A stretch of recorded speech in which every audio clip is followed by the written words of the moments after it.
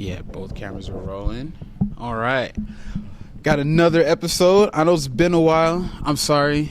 It's just hard to find these guests and for them to make time to do something like this, but we got a very, very special guest today. Got Tim, if you want to introduce yourself. Yeah. My name's Tim Semple. Yeah. Nice. Grew up just south of Boston, Yeah. Massachusetts, and moved here about 22 years ago. 22. Yeah, so I've been in Salt Lake a long time. Oh, what year is that? Yeah. I was 2002? right before the Olympics, yeah. Oh, wow. Yeah. What made you choose Utah? Snowboarding. I was a snowboard bum. Yeah, in my 20s. Oh, yeah. You know what? I actually have some questions written down here. Let me get into these. Oh, yeah. So I wanted to start off. If you guys don't know Tim, he owns Rev Motoring. He's a car guy.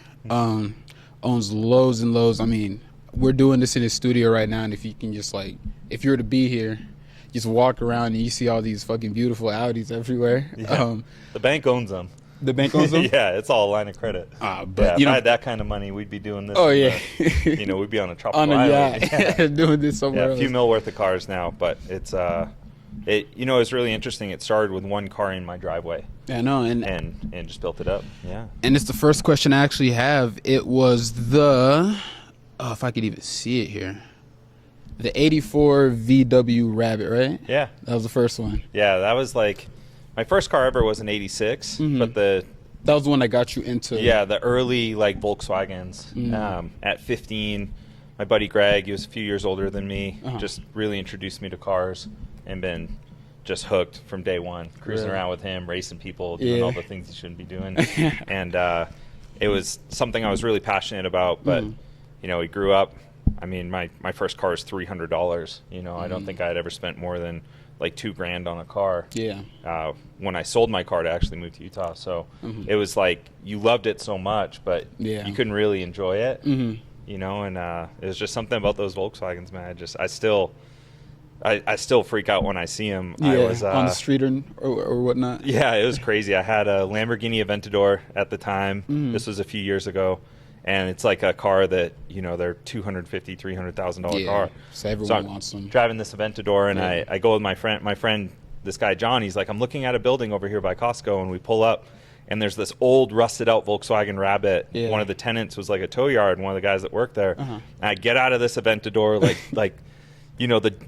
the Lamborghini door goes up, and I jump out, and John's in his brand new Tesla. He's an older dude, he likes his Tesla. Yeah. And I run over, and I'm like, John, this Rabbit, this is what started my love for cars. Yeah. And he is dying laughing. He's like, you just got out of a Lamborghini, the craziest Lamborghini, one of the craziest ever made. And I was like, no, man, this is what started it. This is where I came from. Yeah. I'm like, I still love these cars. I still freak out when I see it. Oh, man, that's beautiful. It's just a genuine love for cars, and I think, I worked really hard to get where I'm at, and I've had some pretty crazy cars, but my love is still there's nothing like that first one. Yeah, exactly. And did you end up buying it? Because I see the red one out there. Yeah, we have a red 84 Rabbit I bought a couple years ago. Yeah. Was it that same one? Or no, this one's different. That was just some dudes, but this one was kind of like what would have been my dream car back in the day. It's a wide body. It's got a motor swap, roll cage, all this stuff done to it. Another guy back east built it. And one of my best friends, he texted me, and he was like, yo, this dude's raffling off this Rabbit with this crazy motor swap that we hadn't seen before.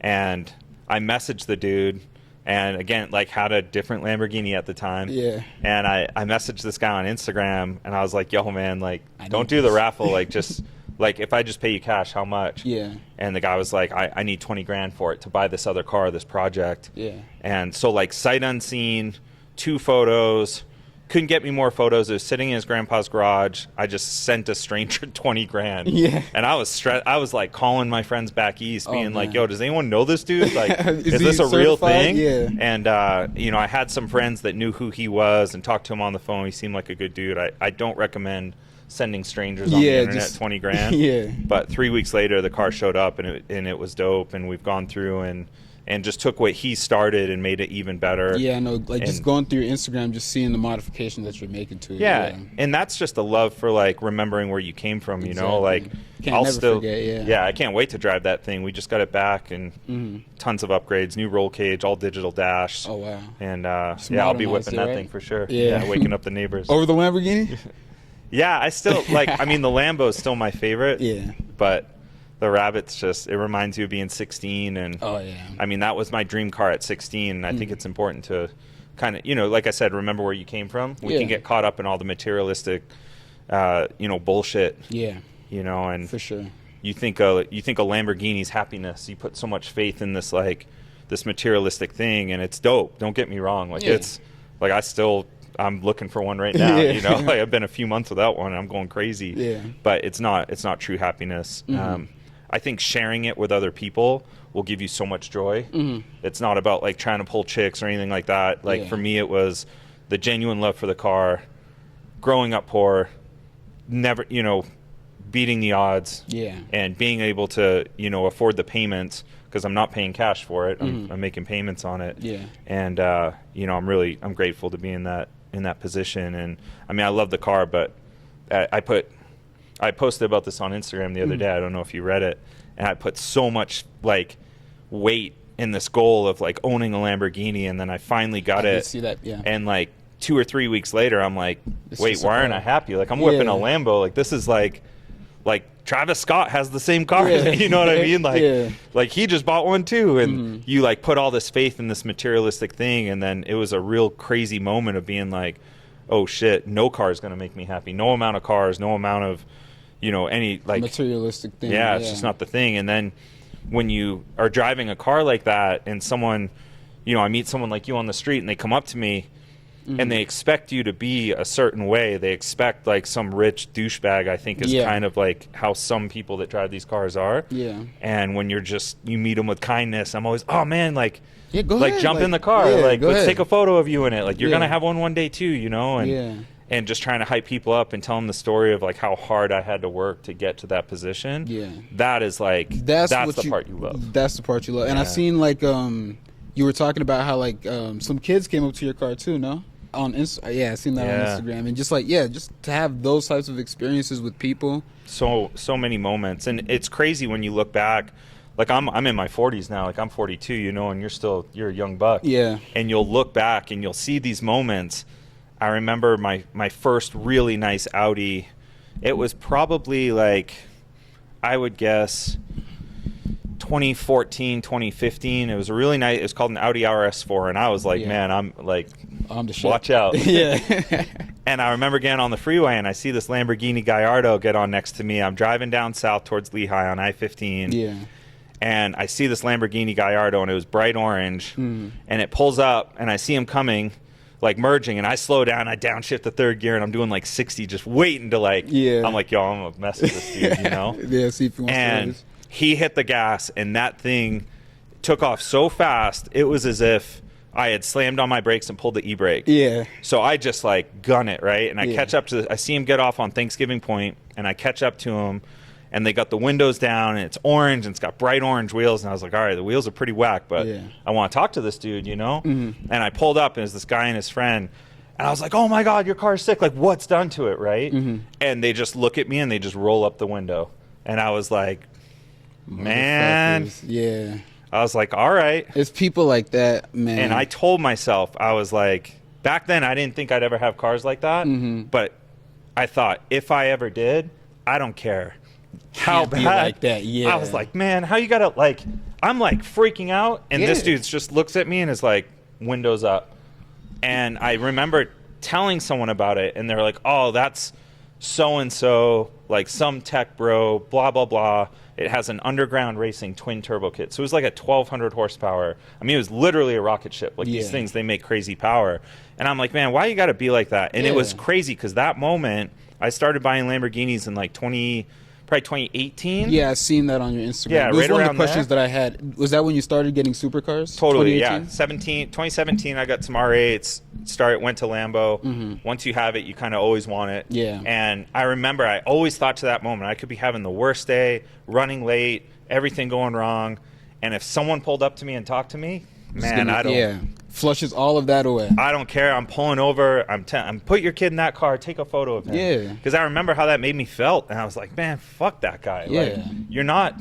Better than anyone, yeah. And who knows what he was going through. Like, I don't even want to hate on him. Like, he could have been in the middle of... It could have been a shittier day for him. Fucking divorce. Like, you don't know what someone's going through. But I was like, how it made me feel, I'm not going to make someone else feel that way. And, that's actually one of the questions that I wanted to get to later. Or it kind of ties into what we were just talking about. But I might as well get into it now.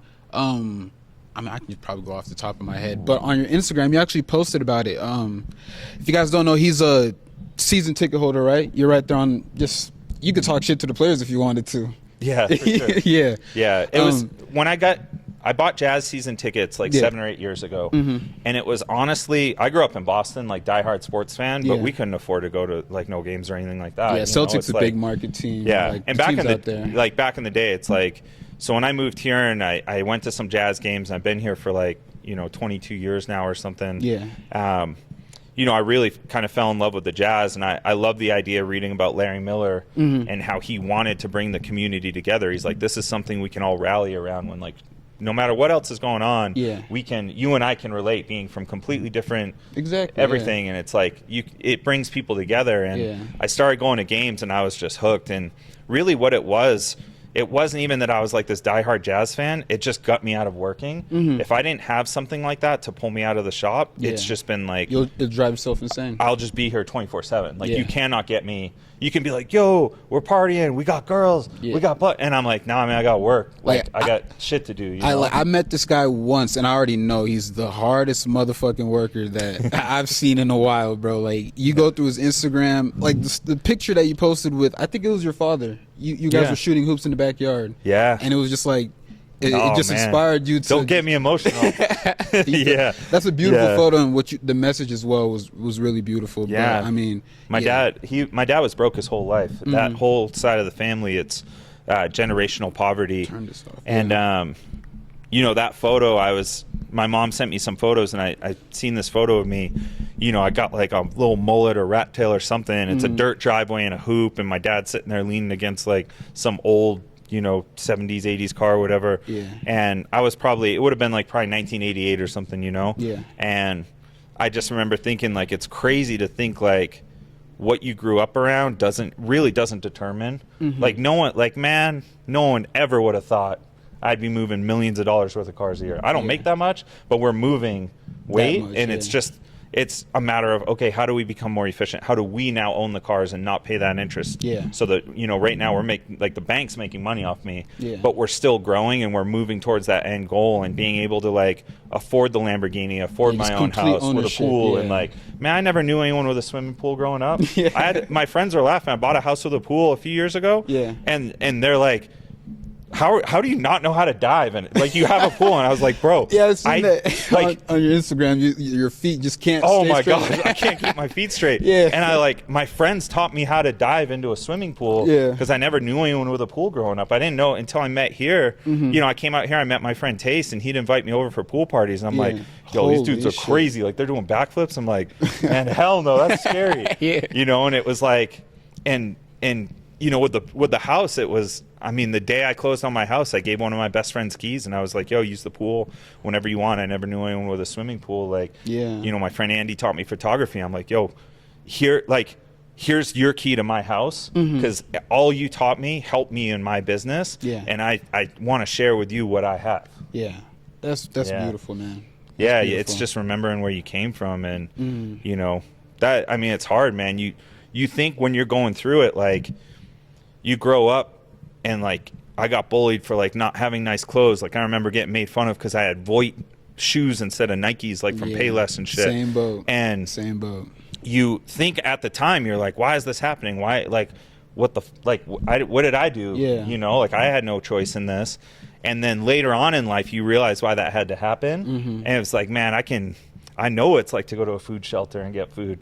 I can tap into that and like use that to motivate me. So like, what you're thinking is pain right now, these hard times you're going through when you're younger, man, I tap into that, and it's like, dude, I swear to God, it's like a fucking superpower. Like, I start getting down on myself, I start getting burnt out, and I'll sit there and I'll think about that, and I'm like, oh shit, I can do like I've already done it. I already broke the cycle of poverty in my family. Like I paid off my parents' house. Like I've already done a lot. But then I'm like, oh man, how much more can I? Like I can take this as far as I want now. As soon as you do that, it's like the potential that you see in yourself is like, okay, like what's next? Yeah, it's crazy. Because that's everyone wants to do that, you know. And I have aspirations and dreams to do that too. Because you know. Who doesn't want to? Yeah, we all want to be successful, and who doesn't want to see their parents happy? That's the one thing for me, you know. But oh man, I just lost my train of being able to tap into that stuff, those hard times. It's why you see so many like immigrants in America working so hard. Oh, they work like their ass off. I'll post, you know, like I posted stuff the other night talking about like, man, I like this shit's still hard 14 years in. Like you see from the outside and it's like, oh man, he's got a sick house, he's got a pool, he gets to fly to California and surf whenever he wants. Like he's got all the things, all the materialistic things, but it's like, man, I have like in October we didn't sell enough cars to cover our bills. You know, and it's like you lose 20 grand by working 90 hours a week for 4 weeks and you're like, bro, what am I doing this for? Like, this is crazy. Like 14 years in, this still happens. And you got to learn how to like pivot and learn from that and get better and constantly get better, you know? Like it's hard. It's supposed to be hard. But nothing in this life is easy, you know? Nothing good in this life is easy. And it's like, that's the one thing people got to learn, I feel like, because you could take those bad moments and really do something effective with it. Like just turn it into fuel. Go out there and do what you want. Exactly.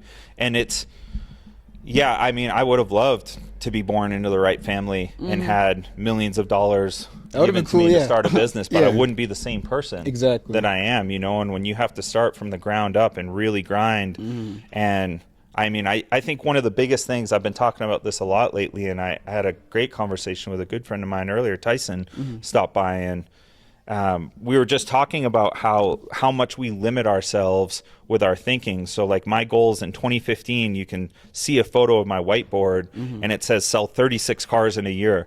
So this was 10 years ago to like the day. And I wrote this down and I was like, I had sold 12 cars the year before. This is just me by myself in a little tiny shop. And back then I was making about like $3-4 grand a car. And I was like, holy shit, man, if I sell 36 cars, I'll make $100 grand. Like I will be the richest person I've ever even heard of.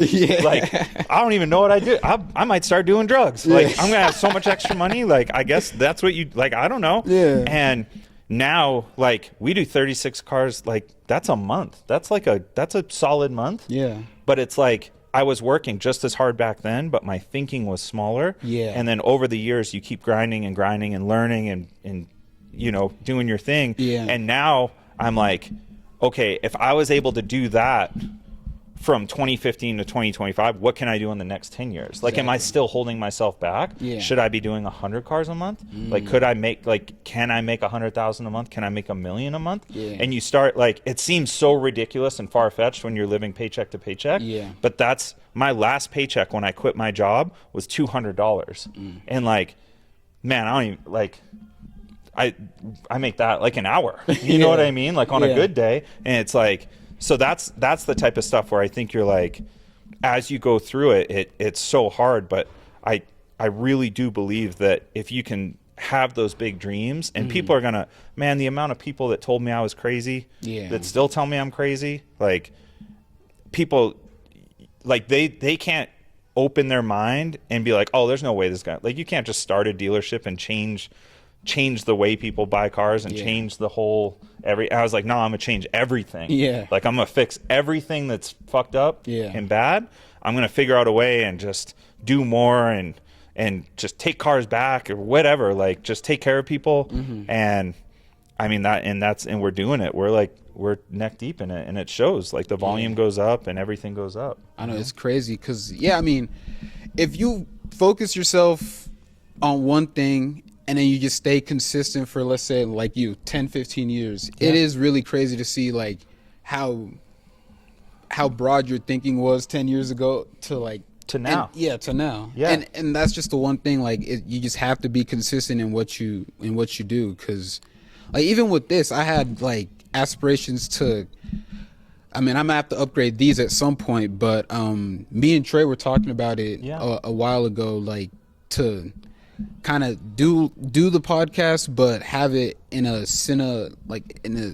cinematic, you know, kind of setting, you know? Yeah. Like, just make it look like a movie. And you should. Yeah. You guys can do it. Yeah. Like, you guys have access to everything you need. Trey's incredible. Like, that's something, amazing. like, you got a good group of friends. Yeah. And the energy you put out, you will naturally gravitate towards other people. There's always going to be someone that tries to take advantage. There's always going to be someone that hates on you. Yeah. But, like, you're going to attract a lot of really good people. If your intentions are good, if you're working hard, you're going to find other people like that, because you're going to feel really comfortable around that, right? Yeah. Like, I have friends that go out and do drugs on the weekend, and like I can hang out with them for an hour or two, but then I start feeling really uncomfortable because I'm like, this isn't really my thing. Yeah. And on the flip side, they feel uncomfortable with me because they're like, This is- motherfucker, all you do is work. Yeah. Like, you need balance. You work 100 hours a week. Like, Yeah. what are you doing? And I was like, yeah, but this is what I'm passionate about. This is what I love. Yeah. Right? So you'll kind of attract the right people. But the number one thing is, like, with social media, everything I've seen in the last like 10, 15 years, like, I wish I had taken more photos of like how I started. Yeah.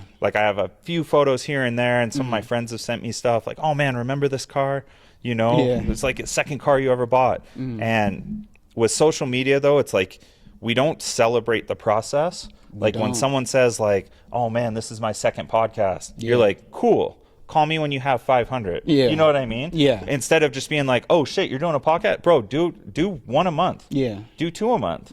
And just keep telling everyone, like, everyone should know you have a podcast. Yeah. And like, for me, when we were talking, you're like, hey, do you want to get on my podcast? I'm like, I didn't look to see what it was called. I didn't see, you might have 2 followers, you might have 2 million. I don't know. But I like talking to you. And for me, one of my goals was, I need to put myself out there a little bit more. Yeah. And so many people have told me, like, dude, you should tell your story. Like, You're what are you a doing? cool ass dude, and reading your no. story was Yeah. like, it was really inspirational. Like, I appreciate that. I was up till, I was like, you know, okay, I have work the next day. I think it was like 10, 11. I was on the game with my guys. I got off and I was like, okay, you know what? Let me sit down and actually do some work on Tim. And so I go to your Instagram page. I was up till 3, Crazy. 3, 4 in the morning, just reading, like just going through. It's like, it's amazing, bro. Like, you really are. Yeah. It's I an appreciate inspirational. that. Yeah. I think you can teach a lot by anyone who's had to work for something. Like, if your podcast or your clothing company or Trey's clothing company, whatever, right? Yeah. If that becomes the next Gucci, I'm not looking at you being like, oh, fuck, must be nice. I'm like, damn, my dude did it. Yeah, like, and this is the point. Why Yeah. wouldn't I be so happy for you? Exactly. Like, and we get so caught up in this comparison and like, Oh, yeah. all the social media of just like, oh, must be nice. And it's like, but you know, I've been in a Lambo and people see me driving it and they're like, must be nice. I'm like, motherfucker, 100 hours a week for 14 Yeah. years. It's like, this shit doesn't just show up in your driveway. I still the don't next buy day. myself new shoes. I wear shoes that are falling apart because I can't, like, you know what I mean? I'm like, I didn't spend money on clothes. I didn't do anything but work. Yeah. And I never thought it would be this big. I never thought I'd have a Lambo. I was just like, shit, if I have a nice car and like I live in a nice place and I can kind of like snowboard and surf a little bit, like, that's a win. Yeah, and that's where I'm at. Like, my thing is, if I can have a modest house and an RS7, I think I'm set for life. Yeah, and it's anything's attainable. Yeah. It's just finding out like what's your version of, like, the Lamborghini for me. It was a materialistic thing, but it was a goal that like drove me to work really, really hard. Yeah. And then once you get there and you realize, oh, this isn't happiness. Like, this dollar amount isn't happiness. Yeah. It's the connections you make along the way. It was the It's journey. helping other people, the journey, Yeah. inspiring other people, you know, whatever you can do, following like my other passions, like for photography, like I love surfing, started snowboarding again this year. Like, those things really make me happy. Yeah. But I love what I do. Like, I love cars so much. Yeah. So if you're passionate about it, man, just like, I went full in on it, and I never thought it would be this big. I mean, you could see, like, look at my goals. Like 2015, that was 4 years in. Yeah. And I'm like, man, if I can just sell 36 cars a year, laughing as I write it, because it was so ridiculous. It was 3 times what I did the year before, you know? And now it's like, yeah, man, we like, that's next nothing. month. Yeah. Yeah. Like, That's we just better business. do that next month, or I can't pay my rent. So that's the you know? standard now. Yeah. Yeah, and I don't think I'd be happier selling 100 cars a month, but that money is freedom, and that money allows you to, you know, help other people that are going through tough times or whatever it is, right? Take care of your parents, take care of your family, whatever it is for you. But if you're not happy now, like, man, money, like it will amplify like who you are. Yeah. I believe like if you're kind, that money you'll become even more kind, right? Yeah. If you're kind of a douche, douchebag, yeah. you're gonna be a big douche when you got a You're lot gonna of be a money. rich douchebag, You know what I yeah. mean? And you see a lot of these really, really wealthy people, and they're not very nice. And it's because it's like they're so tight with their money, and like they're so, you know. And then I They're see in other their world with for sure. And then I see other like super wealthy people, like my friend Brad. All he does, everything he does is like for charity. Like dude's he's raised like $1 million in the last few years off his Instagram for like local charities, you know? And he doesn't even say his real name. I'm just like, bro, like what? And he's like, oh man, you got to teach the other people like what's important. You know what I mean? There's so many people like that I've met, guys that have more money than you could ever imagine, and they're so kind and they're so happy. And it's because they kind of cracked the code. They're like, oh man, it's not about, you know, flying girls on trips or having 20 Lamborghinis and crazy watches, and like, yeah, they may have some of that stuff, but they give back so much and they help so many other people, and they really try to inspire other people. Because I want you and your friends to have it easier than I had it. I want to teach you what I learned, hoping that, oh man, like just don't give up, just keep pushing, because the rewards from pushing through those hard times are so good. And man, dude, the amount of times I wanted to quit. And that was, I mean, I can probably ask you now. Let me see if I can even find that question, because I did want to talk to you about that. Yeah, it's not just up and like, Man, it's not just hell up, no. right? Yeah, I don't like if it is like if you win the lottery or you get lucky or you come up with some idea and it's just straight to the top. I am happy you don't have to go through what I had to go through. That's a 1 in a million. People. And there's some people like that, and that's just like, that's you. But so like 2017, Audi sued me for everything I had. So I was putting these upgraded, like basically fake Audi grills, these blacked out badass grills that I was making in China. And they watched me do it for 5 years and build up and selling all kinds of grills on eBay, and we were putting them on our cars. And then all of a sudden I get hit. It was 7/7 of 17. It was a Friday. And this dude comes in with his badge, and he's got this big binder. And he's like, you Tim? I'm like, yeah. He's like, sign here. I'm like, sign here for what? He's like, you're being served. I'm like, served by who? He's like, Audi. I'm like, Audi, like the Audi dealer around the corner? Like, damn, these dudes are pissed. He's like, no, Audi, like Audi of North America. I'm like, get the fuck out of here. And it was like a $1.5 million lawsuit. And I'm like, bro, I got that kind of, what, are you crazy? I got like 40 grand. Like, so what are you guys doing? What are you guys doing, you know? And I was like, man, I'm going to lose everything. I just worked, 6-7 years of my life. I mean, I had really, all I had to show for it was gone from that, that lawsuit put me back to zero. Because I was making fake Audi grills in China and selling that shit on eBay. Like, my dumbass, like, oh, they'll just tell me to stop. No, they will watch you build it up. And they thought I was way bigger than I was. And they took everything I had. They put me back to zero. They actually put me to like negative 60K. I had to work for the next 4 months to pay them back. And I wanted to give up, man, so many times. I was like, what the fuck am I doing? Like, I gave away like most of my 30s, and it's all gone. Like from 28 to 35, I'm like, all that hard work is gone. And I called one of my friends in tears, and I was like, man, I just lost everything. What the fuck am I doing? And he laughed. And I'm like, why are you laughing? And he's like, yeah. And he's like, man, I get sued like every week. I own like 50 companies. He's like, it's no thing. He's, and he kind of like talked me down, and he was like, okay, you declare bankruptcy. Worst case scenario, you declare bankruptcy. I loan you money. And granted, I'm lucky. Like, I have friends like this now that have watched me grow. That if I need $100,000 tomorrow, I can get a check. Like, they trust me. They've loaned me money in the early years, and I paid them back on time. And like, I'm very fortunate for that. And I realize not everyone has that. But I have this friend, and he's like, man, I'll write you a check for $250K tomorrow. How long till you're back to where you are right now? And I'm like crying on the floor. I'm like, I don't know, like 2 years. He's like, man, he's like a year. He's like, if I gave you $250,000, you'd be right back to where you were in a year. He's like, so why the fuck are you so stressed over this? And I was still stressed. And we settled, and I paid him back. 2 years later, I made enough money to buy 2 houses. Like, get the fuck out of here. Like, I should have, I wanted to quit, and I think all the time, like, damn, what if I had quit? And then it's like, I'm in this house with a pool that's nicer, My stepdad comes out, he sees this house, and he's like, what's this like? Like, this is crazy. This is $1 million home. Like, what are you doing? And I was like, I don't know. I just afford it. Like, I make enough to make the payment. Like, that's all. I didn't pay cash for it, you know? But for him, it was like, you know, their house is like maybe $200K. Yeah. So the idea of buying $1 million home is like, that's the Lamborghini for most people. Like, man, I'll never have that. Yeah. And he came out and he was like, what's this thing like? And I was like, honestly, it's a bitch to clean. It takes like 2 hours to vacuum. Yeah. And I'm never here. I just fucking work the whole time, you know?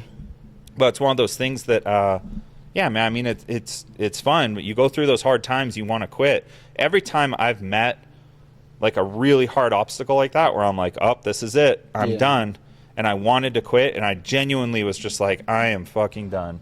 And I just dug in, and I had good people around me that are like, come on, man, like, you got this. And you push through. It was always exponentially like 4 or 5 times better within like a year or two. Like it happens. It happened to me a year ago. I moved in this building, like 20,000. We went from 5,000 square feet to 20,000 square feet. A year into it, I was completely maxed out. I was like 200,000 in credit cards, lines of credit, personal debt, like negative 200K there. I didn't own any cars at all. I was like barely able to, like, you know, I'm like 3 weeks behind on sales tax payments, you know, working out shit with the state. I'm just like, man, what am I just worked a year to get in this big building, to get all these cars, just to be broke. With so much more stress. Like more employees, more debt, more payments, more everything. And I'm like, what the fuck am I doing this for? And my best friend Brooke, who I work with, she's like, don't give up. Like, we're figuring this out. Like, it's gonna get good. Like, look at all the changes we made. Look at all and the money doesn't always reflect it at first. Sometimes you make changes and you pivot and you do these things, and it takes time for that to set in. And then all of a sudden, it's like a few months later, I clear half the debt that I had. You know what I mean? In like 3 or 4 months, you're like, oh, that's sick. Like, I just made 100K, and it all went to credit cards. I didn't get anything in but I was like, oh, it's possible. Like, you can make a lot of money when you start operating at a really big scale. But man, that's 14 years of building customers and taking care of them and putting out a good product and standing behind what you do, you know what I mean? And it's like, I hesitate to say numbers a lot because people are like, oh shit, I'm gonna sell some Audis and I'm gonna be a millionaire. Like, dude, it is not that easy. Like, it is still 14 years, and some months I'm like, well, guess we're putting rent on a credit card and paying that $2,000 cash advance fee because I don't have any money. Because you had a couple slow months. But then the good months, when you're really big, the good months are really good. And that's what you're working for. You're working for more good than bad, you know? But yeah, man, every time I wanted to give up, it was like a few months to a year later, it was better than I ever could have imagined. It's like the universe or whatever God you believe in, or gods or whatever, right? I don't want to say they're testing you, but it's like, it always to me felt like, do you want it? Like, do you really want it, or do you kind of want it? Because if you really want it, then you'll push through. But I think most people just kind of want it, and they're like, man, this is too hard. Let's just go do something else, not have this stress. It's crazy. I mean, how did your relationship with Brooke develop? I seen you made a post about her, like an appreciation post. Oh man, she's the best. It's just my best friend. Like, when she started working here, an employee that I cared about so much had just put in her 2 weeks, and it like ripped my heart out. I was like, fuck, how can you, like, I would do anything for you. How are you bailing? And it was just, at the time, I couldn't pay her enough, and she had a better opportunity. And at the time, I was like so heartbroken. And now, like, I understand, like, she's looking out for her, you know. But for me, I'm like loyalty is so important to me. And Brooke saw this happen, and she was like, I should just come work for you. Like, she knew nothing about cars. I knew she was really smart, but she knew nothing about cars. And she's like, I can't, you know, you do all this stuff for these people, and they just don't see long term. And, you know, I'm like, it's not on them. Any employee that's ever left me, like, that I've lost, it's not on them. It was, I just wasn't far enough along to take care of them like I wanted to, you know? And it's hard from the outside being like, oh, he's killing it, he's driving a Lambo. And it's like, that Lambo cost me $2,500 a month in interest. So if I buy one for $200 and try and sell it for like $205, if it doesn't sell in 60 days, I'm in the negative. And now at that point, I'm looking at it like, okay, so say I sell it for $195, Lambo cost me 10 G's, I had it for 10 months.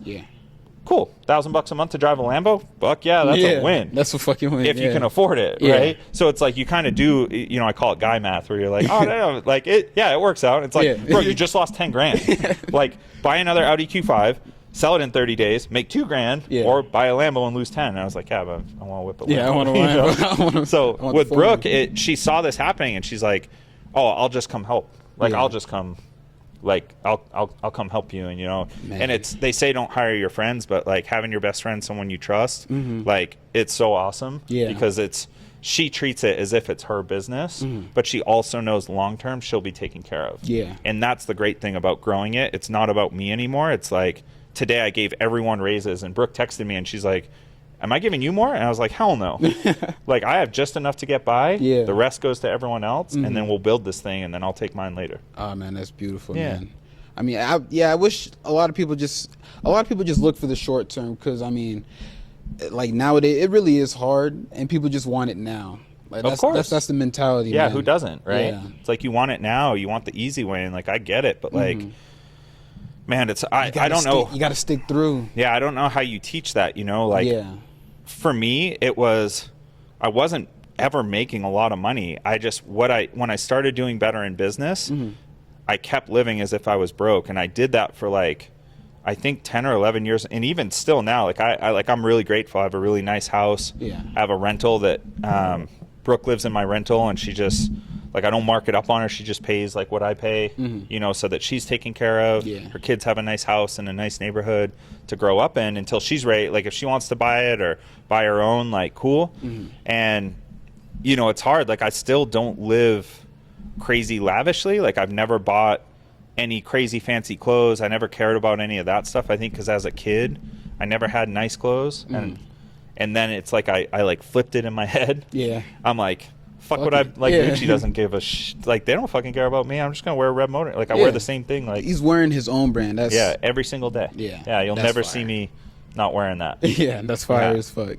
Yeah, so it's I'm fortunate having your best friend with you to help you build it, and like being around someone that much 24/7. I don't care who you are. Like, you're gonna go at it every once in a while. Yeah. But like, at the end of the day, she knows how much I care about her and how much I love her, and I think that's like a blessing to have someone that you have complete trust and faith in, working like to push it with you. It just means you're able to accomplish more. And earlier this year, I hired my friend Trent, a guy I've known for like 20 years, right? Kind of like I'd always call him a friend, but it wasn't like we were calling to hang out. And he took a pay cut to come work for us, and I think he kind of saw, because he saw me start from nothing and get it here, and he's like, oh man, I can help him build this up. And I was just like, I was literally begging him. I'm like, please work here. Like, I promise, as soon as I can afford to pay you more, I will.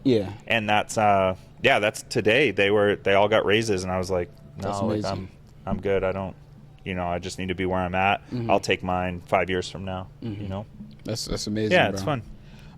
What does the book The Alchemist mean to you? Oh man, that's you went deep on Instagram. I did. Yeah, The Alchemist. I can't remember who first told me to read that, but it's a book. It's a really easy read, and you'll hear tons of celebrities and famous people talk about it. And there's I haven't reread it actually in quite a few years, but it was when I first started the business. Someone told me to read it, and it's just a story about a shepherd boy, and there's just so many stories within that story, so many experiences that you can see this kid going through that you can relate to your life. Yeah, I was gonna say, do you think there's like an experience for everyone that reads that book? 100%. Okay. Yeah, that book changed my life. I was just like, the fear of change, right? People are gonna watch this and, oh man, I hate my job. I wish I could do this, but it's scary. Yeah. That's the one thing for everyone, bro. It's just a matter of just saying, you know what, I'm gonna just do it. But here's the thing. You already know how to do what you're doing. Exactly. Like, that's one of the points in the book where it's like, the kid's like, oh, I'm scared. Like, I can't, the guy's, he keeps having this dream of like finding treasure like in Africa or something. Yeah. And he's like, he meets this guy, and this guy's like, well, like, just sell your flock, He's like, no, I worked my whole life to get these sheep. Like, I can't just sell it. Yeah. And the guy's like, you already know how to be a shepherd. Like, what are you afraid of? Yeah. Like, sell all this shit, go over there, chase your dream, and if it doesn't work, you just come back and be a shepherd. He's like, no, I'm not going to lose all that. Like, I just worked my whole life trying to, Yeah. And I remember thinking, like, oh, shit, you already know how to be a shepherd. Yeah. I already know how to, like, work at a snowboard shop and sell snowboards or go work for a snowboard company. Yeah. Why am I afraid to leave that to pursue my dream? If it doesn't work, I can just go back to doing what you already know how to do. And I think because of that fear of change, like that fear, like, man, I have so much. I always post about how scared I am. Like, people invite me out tonight, and I'm like, oh, that'd probably be fun. But I'm like, I get nervous being around a bunch of people I don't know. Me too. You know? Yeah. But the only way to get over that is to keep putting yourself in those situations. That's true. Like, I was nervous about this podcast, but I'm like, all right, I'm just going to do it and just see what happens. Yeah, but people are going to be like, damn, this dude yaps. Like, he doesn't shut up. Bring some extra batteries if he's on your podcast. That's and my thing is, too, like, I'm always nervous before every episode, too. Like, and that's just one thing that's never going to, I feel like, just go away. I think it will. You think? I truly think it will. Mm-hmm. Like, I know I love documentaries on, like, successful, like, famous people and stuff. Like, I love when, like, you know, you see like a documentary on Ed Sheeran and you're like, oh man, like you watch that, like there's no way you don't love that dude after you watch that. Yeah. Like everything he does is for like one of his best friends that he lost. Really? You know, and it's like, how do you not let like someone who's that passionate and that talented, like I've been listening, like I watched that documentary a few weeks ago. I was up all night crying my eyes out. Yeah. And I've been listening to Ed Sheeran nonstop since then. But you start seeing little things when you're on this path of like, my version of you know what he became. It's like my version is, you know, cars and automotive and photography and the things that I love, and you can relate to things that have happened to them, and you start seeing that like, oh man, we're kind of all on the same journey. There's a certain pattern, for sure. But I'm not like, oh, I wish I was Ed Sheeran. I'm just like, oh man, that's a good dude. Like I'm gonna support that dude. Like that's a good dude. You know, you see this documentary. He makes great music on top of that too. So fucking elite, amazing. And that's what I mean. Those type of things. Like for you being like, oh, I'm always going to be nervous. There's no way if you do 100 episodes. That I could be nervous. By the 100th episode, like you're so comfortable because you've done it so many times. It's like if I start going out every Friday and Saturday night, my social anxiety will go down. Because now it's like, it's a comfort thing. It's like, oh man, we do this every weekend. It's no thing, you know? And that's something to be careful of. Like, I became so obsessed with work and success. This is what I was posting about the other day, that I went into this like dark hole of like, oh, all I have is my work. Oh, you know, these people, like this girl only likes me because I have money now or because I have a pool. Or you put these like fake like narratives in your mind, and a lot of it's not real. Some of it might be real, but a lot of it isn't real. And like your friends stop inviting you out because they're like, oh, this dude never comes out. He just works. He's gonna be working until 2 a.m, you know? And I don't want to say I regret it, but I'm definitely aware of it. And I want to like the success that I found is from just a relentless, like being like my friend Tom would always call me. He's like, bro, you're a workhorse. He's like, you just go and go and go like a fucking robot or something. Like I don't stop. Like if I need to be here, I will be here like all day, all night. I'll find a way to figure it out. And I think that's something that's lost. Like we really don't celebrate the process, you know? Man, I remember I had a nice Audi that was paid off. My dad passed away. I got like $8,000, $9,000 or something. I was like, all right, I'll pay off my car. Like, I'll never have another car payment because I always bought cars with problems. I knew how to fix them. So I always like broke even or made money on cars. And I was like, all right, silver lining. Like I lost my dad. I'll never have another car payment. I got a nice Audi that's paid off. It's worth maybe like $15,000 or something. But to me, that was a big deal back then. I was like, dude, I was a snowboard bum, you know? And then I sold that and bought this old beat-up pickup truck. And I remember I got invited to this party, and I'm driving this pickup truck, and I'm sitting down, and I'm at this party. I'm down in Provo, all these like hot-ass Mormon chicks. And I'm hanging out, and these 3 girls are talking to me, and like, what are you doing? I was like, oh, I just quit my job. I just started. I'm going to have a custom car dealership. Like I'm just going to do Audis, and I'm going to customize them, and I'm going to make my own wheels, and like it's going to be dope. And they're all like, oh my gosh, like this young, you know, this 28-year-old dude, like damn, that's so rad. And I remember leaving the party, and they left right behind me, and they were parked behind me. I got in this old ass beat up pickup truck, and these 3 girls started laughing. Are you serious? And they go, good luck with your car dealership. And they were laughing at me. And I got in this old primer gray beat up 1992 GMC something, no air conditioning, sweating your freaking nuts off all summer. And I just remember thinking like, man, it was like in that moment I was like, you don't know. It's like when you see Tom, I'm not comparing myself to Tom Brady, greatest of all time. Yeah. But he was drafted like last, and Yeah. he was like, "Oh man, you measured everything. You didn't measure my heart." Exactly. And in that So moment, I'm I gonna was make like, you motherfuckers see. I'm like, man, you don't know. Yeah. And I never thought it would get here, but I knew I would like find a way to make it work. And that's like the one thing you just can't doubt with people. It's just like that potential, bro.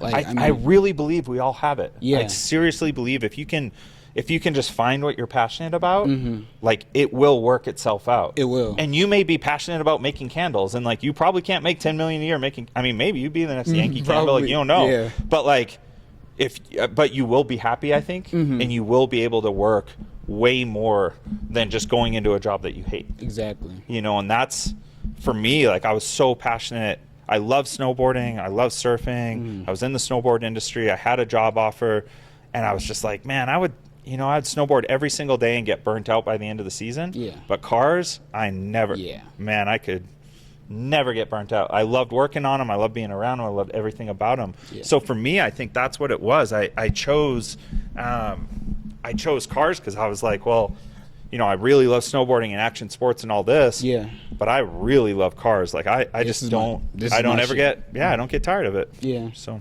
yeah. So like you said, how we started, your favorite car of all time, it's a Volkswagen. Old school Rabbit just reminds me of like 16 years old. And Yeah, like, just that the old nostalgic VW feeling. Rabbit GTI. Yeah. Yeah. How come? Like, I would have thought you would have. Well, I mean, I guess I don't know you like that, but Yeah. I would have assumed that you would kind of base it around Volkswagen. Why Audi? Audi was just the natural progression. It's just the nicer. So they're all owned by Volkswagen Auto Group. Oh yeah. That's So you have right. Volkswagen that owns like I forget all these car companies Audi, own the Porsche, Lamborghini. There's a bunch of brands over in Europe. Yeah. So for me, it was kind of like a natural progression. When I first started, I was doing some Volkswagens. I mean, I had my Audi. I sold. Once you drive an Audi, it's just a nicer version. Yeah. And it's just like once you get in a Porsche, it's a nicer version of that Audi, and then you're in a Lambo, and it's just a race car on the street. At that point, yeah. And then, you know, it's kind of like sometimes it's better not to experience that stuff because like the first jazz game I ever went to, I sat upper bowl and I lost my mind. I was like, that's the players on the TV. Yeah. Like I'm like nosebleed, like up there, man. right? And Yeah. I remember just being like, oh my gosh, that's the guys on TV and I'm in the same building, Exactly. freaking out, right? Yeah. And then all of a sudden you move down a little bit and you're like, you start sitting lower bowl and you're like, I'm shit. not going to upper bowl. Like, fuck that. Yeah, literally. Like, I'm not sitting up there. You can't even see anything. I remember being like up on the top of the nose bowl. It was the Lakers versus Jazz game, and it was like LeBron just hit this and one fadeaway 3-pointer. Me and my dad were going, so you couldn't even see his face. Like you Yeah. would have had to watch the entire game on the jumbotron, but me and Yeah. him were just going. I don't know. Just being there and feeling that Yeah. energy, though, that's an amazing experience. Yeah. Now, I'm not saying you should never sit like courtside or front row or, Yeah. you know, first, second, third row, whatever. But it's really hard once you sit there to go back to, Yeah. you know what I mean? And that's a lot of times with like my jazz tickets, like I'm pretty far down and I like sharing that. Like I obviously take Brooke a lot. She's my best friend. Yeah. But I love taking like my friends and giving them that experience because most people, the idea of, you know, spending a couple grand to go to a game, it's kind of crazy. Yeah. But that's kind of the one thing that I told myself that I'm like, all right, I will spend money on this one thing. Yeah. Like I won't go on any crazy trips. I won't buy clothes. I won't do all this other stuff. I won't, Yeah. you know, I've never drank or done drugs, anything like that. I won't spend money on any of that. But that for me, that experience was just, it was worth it. Yeah. And then as my business grew and as I started meeting people in the organization, like we've helped, you know, we do a lot of like window tinting or like blacking out wheels or whatever. Yeah. And we've, you know, I've been fortunate enough to meet a lot of players in the NBA and they're all like, they're good dudes. Like when they hear my story, I'm like, oh yeah, man, I started one car on my driveway and just built this thing up and I just grind. Yeah. They're like, let's go, boy. Like Yeah. stoked for you, you Yeah. know?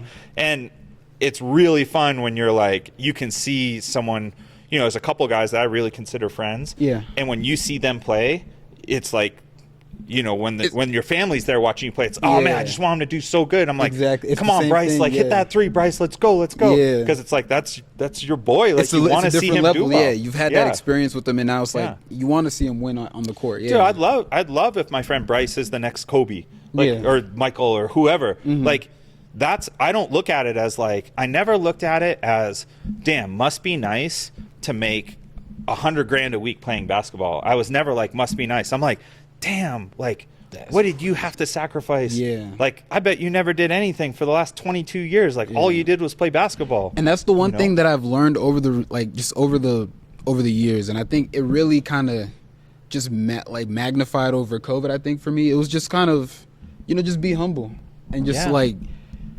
don't feel sorry for yourself. Don't feel jealousy. Don't just kind of throw all that in the garbage. Like, you don't need those emotions. They're useless. Like, they don't do anything for you. But it's hard because social media puts it in our faces every single day. They do. Damn, this girl's traveling. This girl doesn't even have a job. What's she doing in Fiji right now? Yeah. We all know what she's doing. Exactly. Yeah. And you know what? Good for her. Exactly. If that makes you happy, go to Fiji, girl. That's the thing. Like, go to Fiji, go to Vegas, go all over I wish I could travel all over the world. Yeah. Like, I look forward to that one day. Yeah. We may get there on different avenues, but why would I hate on someone that's doing it now? Yeah, man. Do your thing. Exactly. I think what happens is sometimes people I always hated the phrase fake it till you make it, because it's like, man, if you're just genuine, people will like you for you. If you're just being your genuine, you know what I mean? It's like, when I started meeting guys in the NBA, I wasn't pretending to be some crazy baller. I was like, bro, I'm fucking broke right now. Like, I'm like, it's like, oh man, fly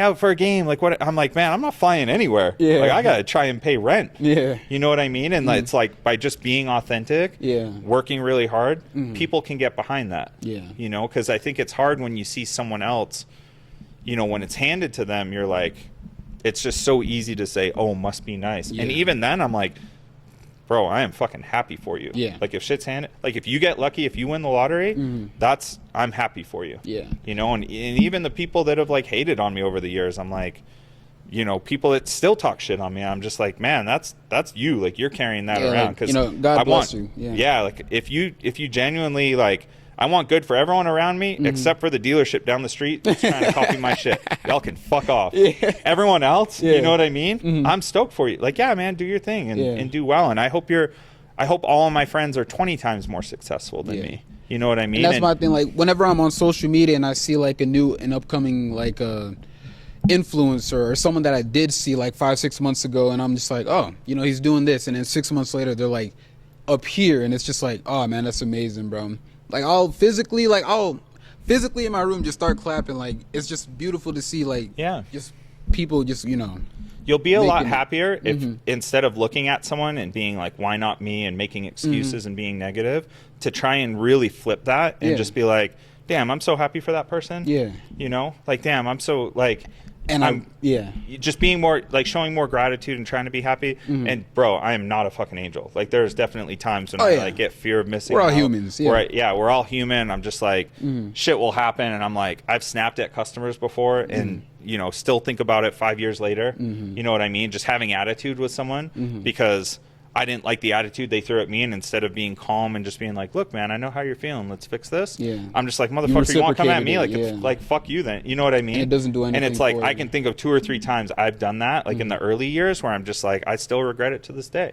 Like, I still think about this dude that will never remember me or never think about me again. And I'm just like, man, I wish I didn't throw him attitude when he was asking about floor mats. You know what I mean? It was just, the guy kind of came in buying he wanted to get his girlfriend floor mats, and I was having a bad day and he was having a bad day. He's like, yo, I'm getting floor mats for my girl. And I was like, okay, what car? He's like, why are you saying it with attitude? And I'm like, well, what fucking car do you want floor mats for, bro? You know what I mean? And it was just like, we kind of, like, it was just too, butting heads a little bit. And that was 7 years ago. I still think about that dude sometimes. I'm like, man, I wish I could apologize to him and just be like, I'm sorry, I was having a really bad day. I didn't mean to take it out on you.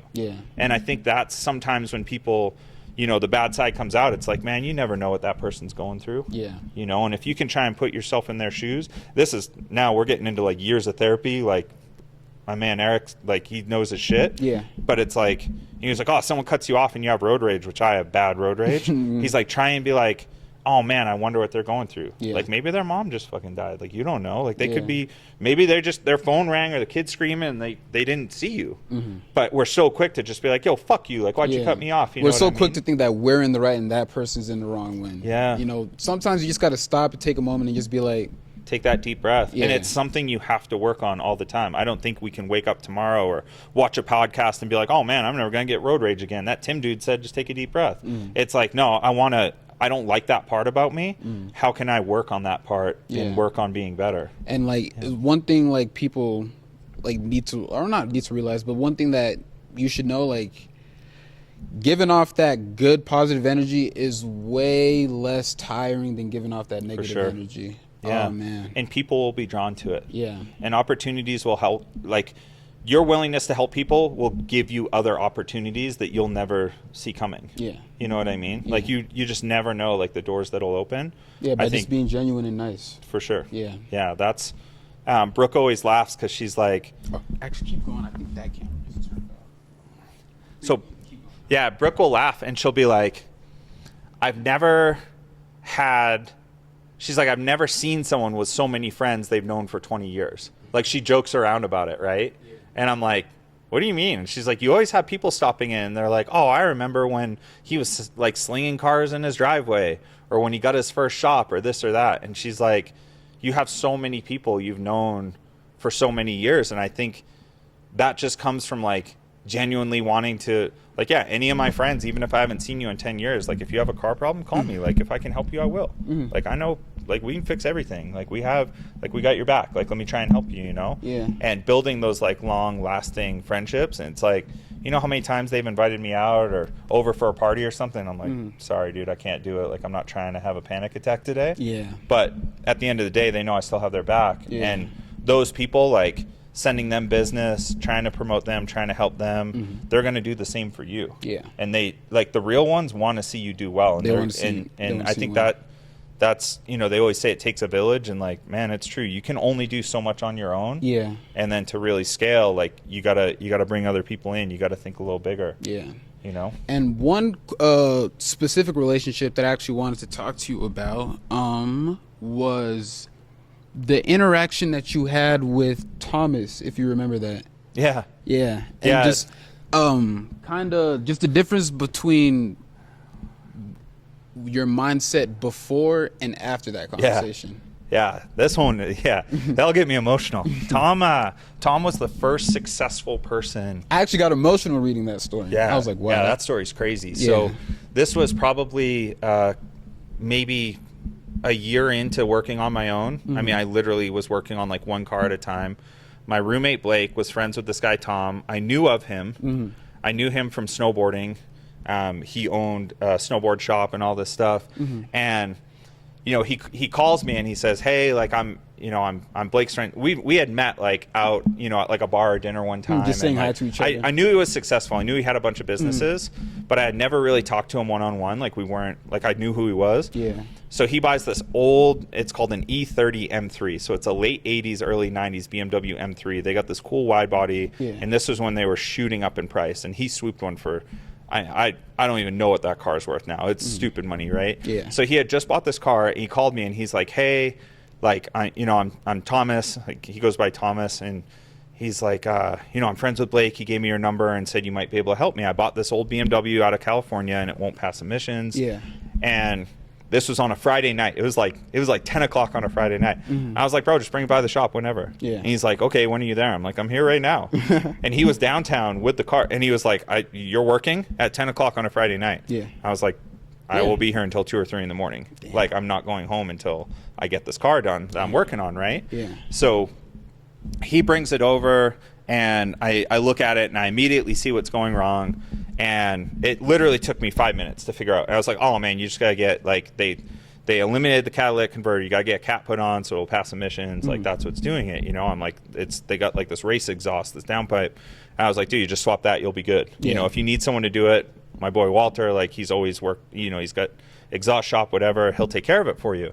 And he pulls out $100, and he tries to, he's like, here, let me pay you for a time. And I was like, nah, man, I don't want your money. And he's like, no, you got to get paid for your time. Like, I appreciate you, like, getting me in and helping me. Yeah. And I was like, I heard you're good at business. And he's so, like, I remember he just kind of closes his eyes and nods his head. You know, he's this Asian dude. Yeah. And he goes, yeah, like, I know a fair amount about business. And I said, I'm trying to manufacture my own floor mats. And dude, it was crazy. Yeah. So he's like, what do you mean? I'm like, I want to make my own floor mats, and the factories keep fucking it up. And he was like, and I told him, I'm like, this guy's helping me, and like the sample's good, and then I order 50 or 100 sets, and they're all fucked up, and I put every last dollar I had into it. And he was like, he like looks at me and he was like, I thought you were just a mechanic. And I was like, oh no, man, like I'm gonna do a custom car dealer and make all my own parts, you know, like the girls that laughed at me. I was like, no, man, I'm gonna customize all the cars and make my own wheels and get to like pimp my ride, like but not mark them way up, like still be fair with people and make it like a really good experience. And he starts laughing. He's like, I thought you were a mechanic. And he's like, you need help? He's like, man, hold on. And he calls his office in Chinese, speaking Chinese. Oh, wow. And he's like, I'll have you a floor mat factory by Monday. I'm like, my God, this motherfucker. I was like, damn. And then he was like, tell me your business model. And I was like, oh, like, I was like, you know, I have my life savings. I have like 10 grand in this one car. I buy it, you know, back then I didn't have money for clean title. So I'd buy them wrecked and I'd fix them myself.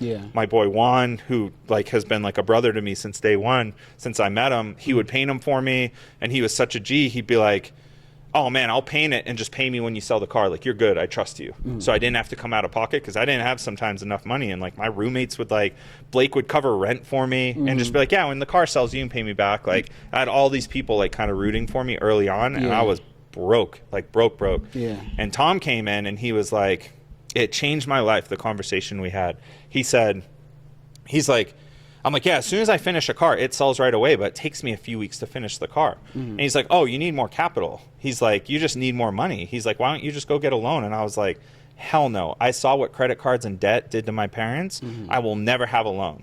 I'm just going to pay cash for everything. And that's what, like, that's what my parents have tried to push on to me. Right. Like, yeah. And this is where Tom, he said, no, man. He said, I'll bring my checkbook tomorrow. I'll give you 10 grand to buy another car and fix it. And when it sells, give me $500. I'm like, I'm not giving you no $500. Like, what are you, crazy? Yeah. I'm like, I'm doing all the work. I'm like, sometimes I only make 2 grand on a car. Yeah. I'm not giving you 500. I'm like, hell no. Why would I do that? It's just more work for me. Yeah. And he shook his head and he said, you are thinking about it the wrong way.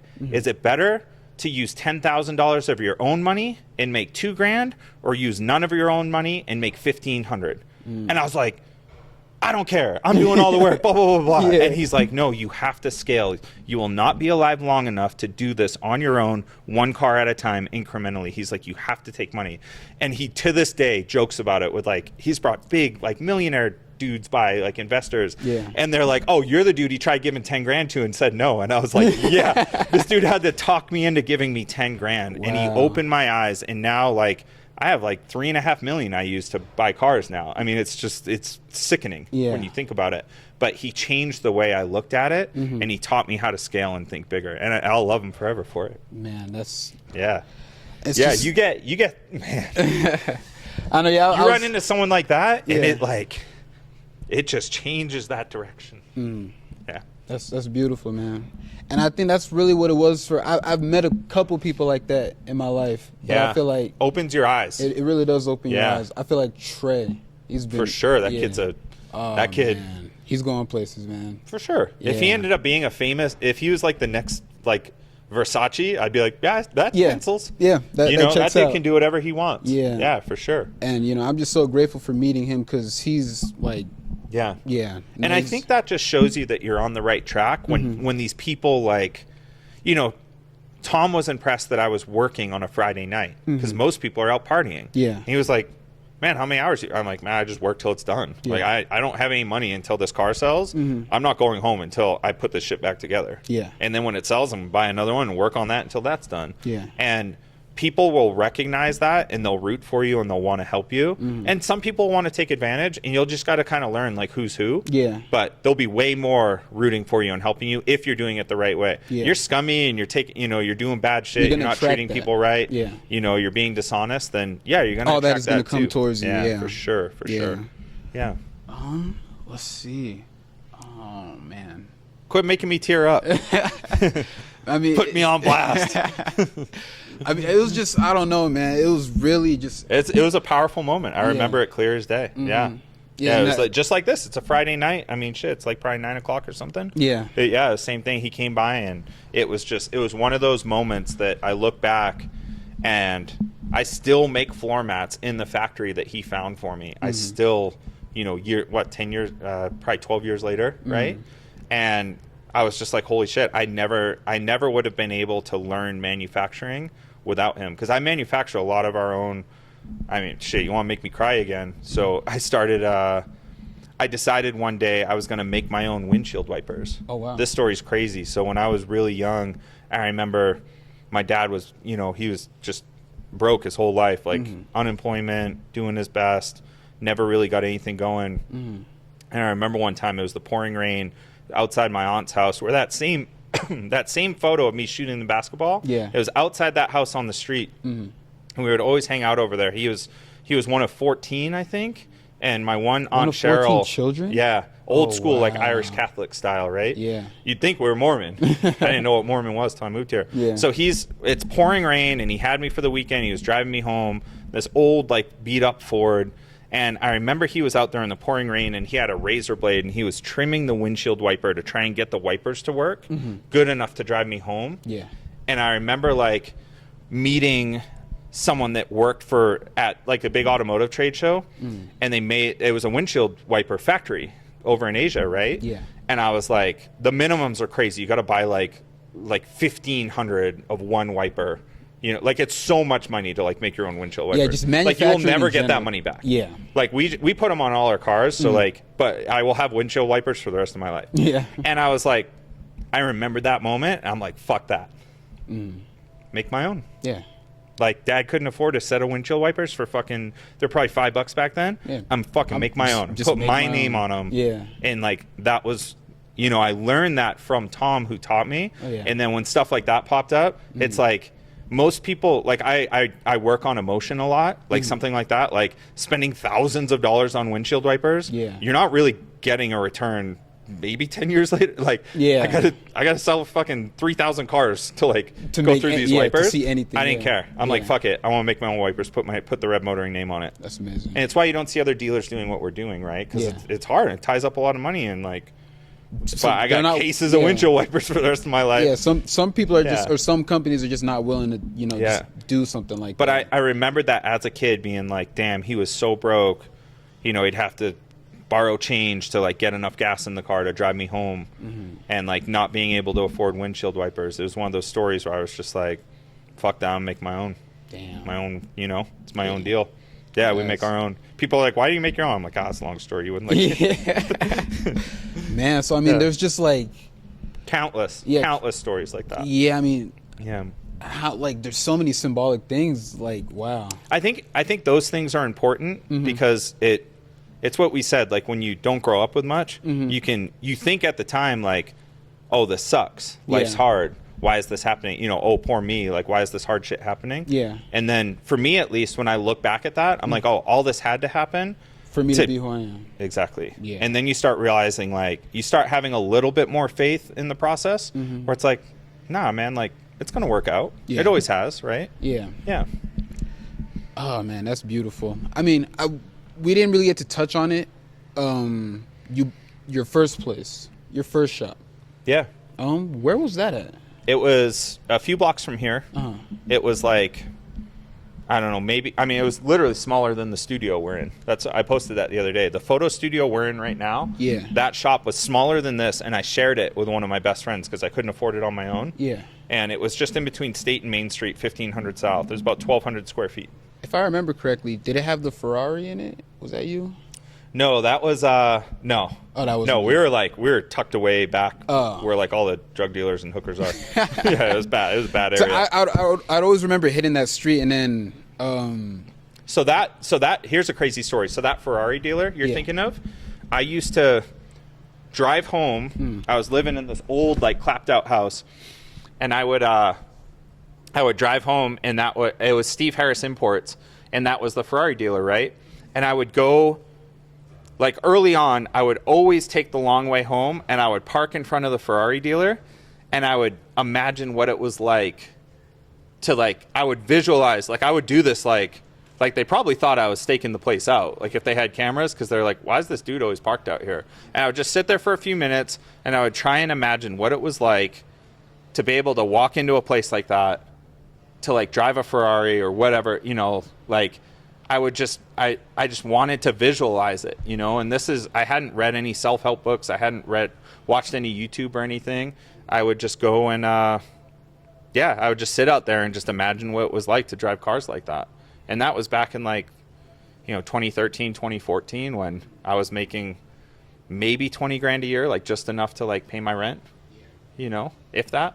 Yeah. Yeah. That was one question I also wanted to ask you. What was the time frame? What was life for you like between 2010 and 2013? Back in 2010, so that would have been 2010. Yeah, 2011 is when I started the dealership. My dad passed away in 2010, so I went from like being full snowboard bum, and then 2011, 12, 13, those first few years was really just struggling to pay rent, you know. All of my money was tied up in like one car. You know, I had that old beat up pickup truck. I didn't have my own dealer's license until 2014. My friend Kave I would buy and sell. Basically, on paper, I worked for Kave at his dealership. Yeah. And then I would buy and sell, and he would take a cut. It was like I was working for him. Mm-hmm. And he just kind of taught me the business. And he was just another, you know, like my friend Juan, he was another dude who just had my back from day one. Mm-hmm. And I didn't want to do my own dealership in 2014. I would pay him like per car I would sell. I would give him like a cut. Yeah. And he was like, dude, you're paying me enough that you can just have your own dealer's license and all your own shit. He's like, it will be cheaper for you to have your own. I was like, I don't care.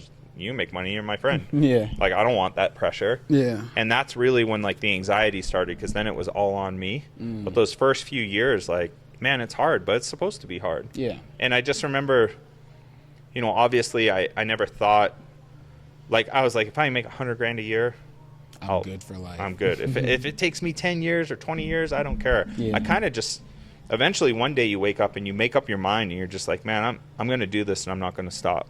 And that was actually one question I wanted to ask you. It was supposed to be after the Alchemist, after the Alchemist book, but where is it? Yeah, looking back at your first 37 years of life, what factor specifically made you get up and just be like, you know what, I gotta do this? Would you have been 30?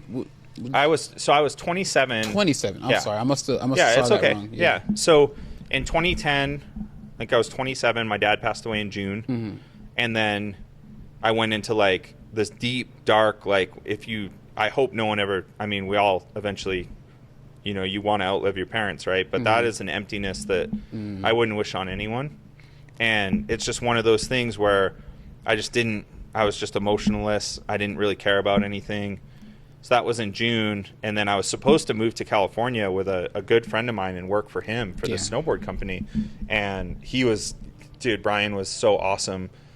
I was just like, they had created this position, hired me for it. I was supposed to move down there like literally a month later.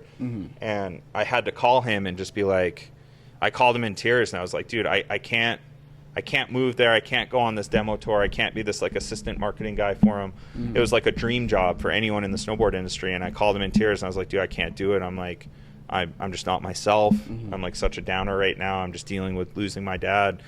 And Brian was so awesome. This is like real friendship. He's like, man, I don't give a fuck about the job. He's like, I can hire anyone tomorrow. He's like, if I post this, I will have 100 people apply for this. He's like, it was a dream job. 6 months on, 50 grand a year, free truck, all expenses paid, only working half the year. He's like, bro, I can hire anyone. He's like, I care about you. He's like, if you need to come stay with me in California and surf, I just need you to get back to being you. Yeah. He's like, fuck the job, fuck all that other shit. I need you to be you. And he said, I want you to know that if your dad could talk to you, he wouldn't want you to be, it's okay to be sad, but he wouldn't want you to be sad forever over him. He's like, and that moment, just like, it changed me a little bit from like, oh, everything sucks, this is the worst thing ever, to like, nah, you right. You know? Yeah. And then it was February of 2011, you know, so 9 months later. Yeah. I was working up at the ski resort, making like literally $250 a week, like barely enough to get by. Yeah. Interning in the marketing department. No one cared about me because I didn't go to college. I was a snowboard dude to them. The lady that had hired me had gotten fired, so I was like a stray dog in there. No one took me serious. No one cared about my ideas. And I called up and I woke up one morning and it was like a light switch flipped. And I remember sitting on the edge of my bed, and I was just like this. And I'm like, man, you're 28 years old. Yeah. You're making like $12 an hour. Mm-hmm. You're a fucking snowboard bum. And I had this fear of like being 30 and being a snowboard bum. Mm-hmm. And then my dad was broke his entire life, never owned anything but this old motorcycle I got like a month before he passed away. It's worth like a couple grand. It's the only thing he ever owned his whole life. And I just remember thinking like, you're capable. It was like something, I just had this feeling of like, you're capable of more. Yeah. Everything I did with a lot of passion. Like if I was going to snowboard, I was going to snowboard every day and try and be really, really good at it. Mm-hmm. If I was going to work on cars, I was going to learn everything. You know, if I was going to do photography, I want to learn everything. Yeah. Since I was a kid, anything I put my mind to, I would try to like do it 110%. Yeah. And it was just one of those moments where I was like, well, my car's paid off. I can sell my car, buy this old pickup truck. Like I found that old pickup truck I bought. Yeah. And I was like, I talked to my roommate, and I was like, dude, I every time I would sell one of my cars, people would be like, damn, this is sick. It's got dope wheels. Mm-hmm. It's all blacked out. Yeah. I would like import bumpers from Europe and shit. I was doing all sorts of like crazy car guy stuff that you wouldn't really get a return on, but I love cars. Mm-hmm. And people would always be like, damn, these cars are sick. Like your car's so dope.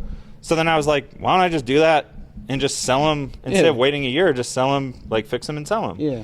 And I started doing that, and then one car at a time, built it up, met Tom, got a line. Like Tom, at one point, I had like $100,000 with him. And he's like, just keep a spreadsheet. Any of my cars that sell, give me $500.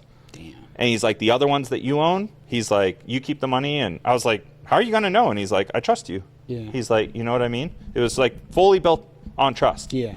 And if he ever had an investment come up, like I remember one time, he like needed them. He's like, hey man, I got this. I gotta buy this building. I need that money. Mm-hmm. And I was like, I got you. Yeah. And I would get it back to him like within a couple weeks. I would sell the cars. Yeah. Get it back to him, and then put my money in the other one. Yeah.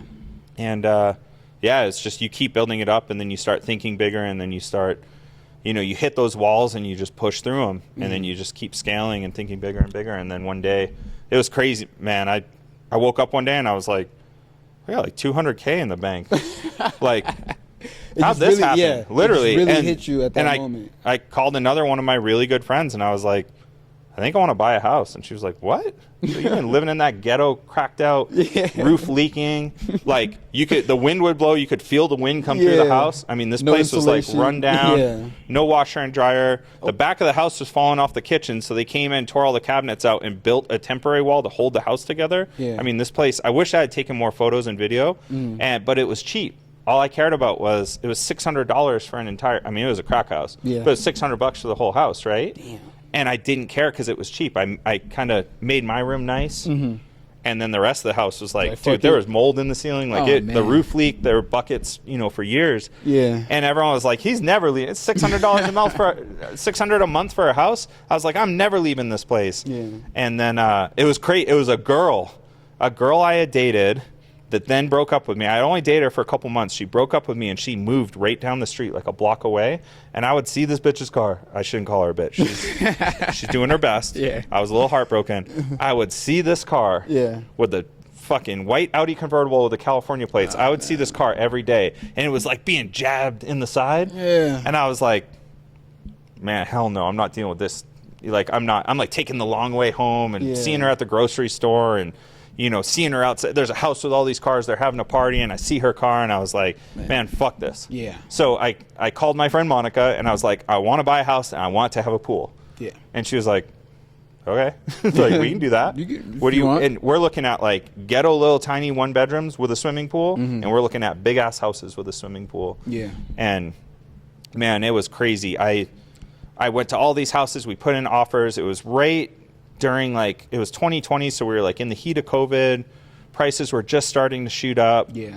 And this was nuts. My friend Monica, she's like, write down 10 things you absolutely would love to have in a home. Mm-hmm. Am I boring you? No. I'm just tired. No, you're good. So I wrote down 10 things, and she was like, all right, we're gonna shoot for like 3. Mm-hmm. I was like, I want like a creek or a stream or a lake or just some sort of water on the property. I want a lot of land. Yeah. I want a swimming pool for sure because I never knew anyone with a pool, and summers are hot as fuck out here. Yeah. I want it to be old 70s, and I want it to be in really good shape and not need anything so I could live there and remodel it myself. And I want a view, and I want all this stuff, right? We listed all these things, and I want to get a deal on it. And she's like, all right, you're not really getting deals right now, right? Dude, it was the crazy. I put in these offers on all these homes that I thought I wanted. Yeah. I walked into my house. It was up in Bountiful, and she was like, Bountiful, what the fuck? We're looking like above the Capitol. Now, I had just had my best year ever. I had made like stupid money in 2019. Yeah. So I'm like, at this point, I had more than 200. I was like rich. Yeah, like for me, you know? Yeah. And I went and I saw this one pop up in Bountiful. It had a lot of land. I was like, oh shit, there might be a creek down there at the bottom there. And I saw the swimming pool. It was old 70s. Oh yeah. And I was like, she was like, I'm not wasting my time going up to Bountiful. She's like, you go to the open house tomorrow and tell me what you think. Yeah. And then I will, she's Then like, I'm not driving to Bountiful. Yeah, we'll figure it all out later. I went very end of this open house because I have like bad anxiety, right? So I went right as it was ending, 15 minutes before. And I walk in, there's all these people, all these like older couples and nice neighborhood. And the house was like walking in a time capsule. It was like 1970. It was like you stepped into 1970, but it was immaculate. It was like, and I walked in this front door and I started bawling. Really? Like, dude, I swear to God, she's like, you'll know when it's like bent. I walked in, I'm like, holy shit. Yeah. I'm like looking around, I'm like, no one look at me. Yeah. Like, anyone see me? And I'm like wiping away the tears. I'm like, yo, this is great. I'm like, and I had chills. And I was just like, I started seeing like. Did it knock off all 10 things on the list? Or was it just the. This is what's crazy. I forgot about that list. That was like 4 months before I made that list. Oh, wow. And I'm looking around and like, I'm just dressed like in my jeans and a hoodie. I had a Lambo at the time. I didn't drive it there. I wasn't that dumb. Yeah. I just drove like a little like Porsche Macan SUV we were selling. Yeah. And man, it was crazy. I'm walking around and the realtor's like, kind of like treating me like a straight. He's just like, oh, interested in a home, are you? And I was like, yeah. Yeah. And then it was crazy because she was like, well, hey, have you been looking for a while? And I was like, yeah, like I just missed out on one above the Capitol. I was only off by like, someone matched the offer and the family went with them instead. I was looking in Olympus Cove, kind of like the bougier neighborhoods, Yeah. And she's like, oh, who's your realtor? And I said, oh, it's Monica Draper. That lady, like, it was like, oh shit, you got money? Yeah. Like, she flipped that script so fast. Yeah. And all of a sudden, I was her best friend, and she's like, I'll get you a private tour tomorrow. Oh, I'll call man. Monica. I'll leave the keys, and you could Yeah. do this and this. Like, you can knock this wall down. And it was like, I went from being like some dude Like, get out of to here. like, oh shit, like. You're somebody. Like, yeah, we can work with you on price, whatever you need. Because man. Monica at the time is like VP of one of the biggest real estate companies in Utah. Yeah. So it was like that name drop. All of a sudden, this lady's like, oh shit. Yeah. So this is where shit gets crazy. So I call Monica in tears. Yeah. And I'm like, yo, I don't care. I want this one. I don't care what it costs. You spend $2 million on that bitch. I don't. And she's like, whoa, whoa, whoa. She's like, this is fucking Bountiful. This isn't like some mid-century mansion in Olympus Cove. She's like, we're talking about Bountiful. And I was like, I don't fucking care. Get that house. Yeah. And she's like, pump the brakes. You're on fucking crazy pills. Yeah. Like, are you on medication? She was literally like, you don't drink. Are you drunk? Like, where? Yeah. And I was like, I don't fucking care. I'm like, offer 1.5. Just fucking get it. And she was like, pump the brakes. I'll come up tomorrow. And she walked through with me, and I felt it again, and she saw the emotion. And I was like, I'm meant to be here. And she's like, all right, I'm going to put in an offer. So they were asking $825. We offered $805. And they accepted it. And we went through, and the process was crazy. Like, the home inspector they called, like, that Monica called, had bought a car for me. The plumber that came to inspect had bought a car. Like, all these people knew me. The pool guy, like, I remembered, I was like, who do I know that works on pools? And my friend Anthony now, he's one of my best friends. I had met this dude a year before, and he was such a cool guy. And he's like, hey, man, I build pools. You ever get a house with a pool? I was like, I'm never buying a home. Two, I ain't never going to have a pool. I'll make that kind of money. This was like 2 years before when I was still broke. But I saved his number, and I like typed in pool, and it popped up. And I was like, hey, man, I own Rev Motoring. You came in looking at this BMW i8 like 2 years ago. You were super cool. I'm trying to buy a house with a pool, and I know I joked about never having one, but can you help me? This dude owns a huge pool company. He's like, I'll be there tomorrow. Comes up, inspects it himself. He's like, I'll replace the cover for you. I'll fix everything for you. Like, I got your back. And it was like all these things started lining up. So then It turns out the day of closing, the other realtor says to Monica, gives her the keys, and she's like, I can't believe he didn't take the offer to walk. And Monica's like, fuck you talking about? She's like, that other couple put in an offer later that day, full price, no like they offered the family full price. Yeah. No, like nothing, just like cash offer, $825, and they offered me $25K to walk away. That realtor never sent me, so the family said no, even though my offer was less. They further discounted it for me, so I got a deal. This realtor was like, she never forwarded the email because my business ass would have been like 25 grand, like the easiest 25K I ever made, like peace. And they never sent it. And then it turns out the family, that old like clapped out crack house, the mailman that I talk to every single day, I just always say hi to him. And when I started getting nice cars a couple years before, I'd be like, oh man, come sit in the car, come. I was just nice to my mailman. His wife was one of the sisters that inherited the home.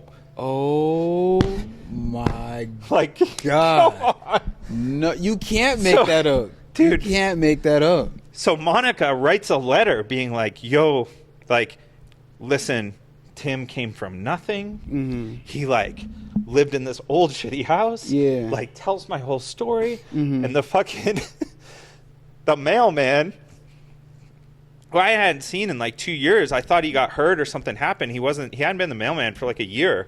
I was like worried about him. Turns out his wife was one of the sisters, and they saw my name. Oh man. And they're like, yo, fuck the money. Like this is his home. Yep. So like when you talk about like a higher power or like like I believe in the universe and energy, I carry crystals, I wear crystals, that's me. You might believe in your God, their God, whatever. When you say there is another shit at work, I mean, being nice to your mailman, they took a $40K hit. They had a full price offer as is. They took $40K less because they're like, this dude's gonna come in and make it nice and make it a place he can share with his friends. And my mom would have wanted that. That's, I mean, that shit. You talk about like the universe keeps score. Oh yeah, for sure, man. For sure. And that shit happens all the time. Like it's not luck. Like it's not luck, man. You never know. And it was just like Monica was tripping. So then it gets even crazier. So then I get the keys and I'm sitting by the pool and I'm going, my rent just went from $600 to $3,200 a month, and I'm free. I'm just sitting there by myself by the pool being like, what the fuck did you do? Like, you had a whole house for $600. Like, who cares if it was windy, you know, inside and out, the wind would pass through the walls. And I'm just sitting there and I'm freaking out, and she calls me. Monica's like, she's such a real one. And she calls me and she goes, you freaking out yet? I'm like, oh yeah, I'm freaking out. Like, yeah, I just put $200K down. Like, I'm broke again. Like, I don't know how I'm gonna pay for this place. I got this big ass house by myself. I got to remodel it all. There's fucking wallpaper on the ceiling. There's furry walls and shit from the 70s. And she goes, think about everything that happened that led you to being there. You're where you're supposed to be. And then she's like, remember that list you made? And I was like, oh yeah, like all the things I wanted. She said, this shit's crazy. 20 years in real estate, 4 maybe 5 things on the list most I've ever seen. You went 10 for 10. Oh my God. That, I mean, crazy. You she's like, I've never heard of this. Like, what the fuck? There's got to be something like in play, it ain't luck. Man. I'm sorry, it's not luck. Like, if you believe it's luck, then I should be playing the fucking lottery. Because like, it was so crazy, and it just gave me this feeling of like, I was so overwhelmed, and I was like, man, like, I wish I could share this with my dad. I wish he could have seen. But it all had to happen. You know.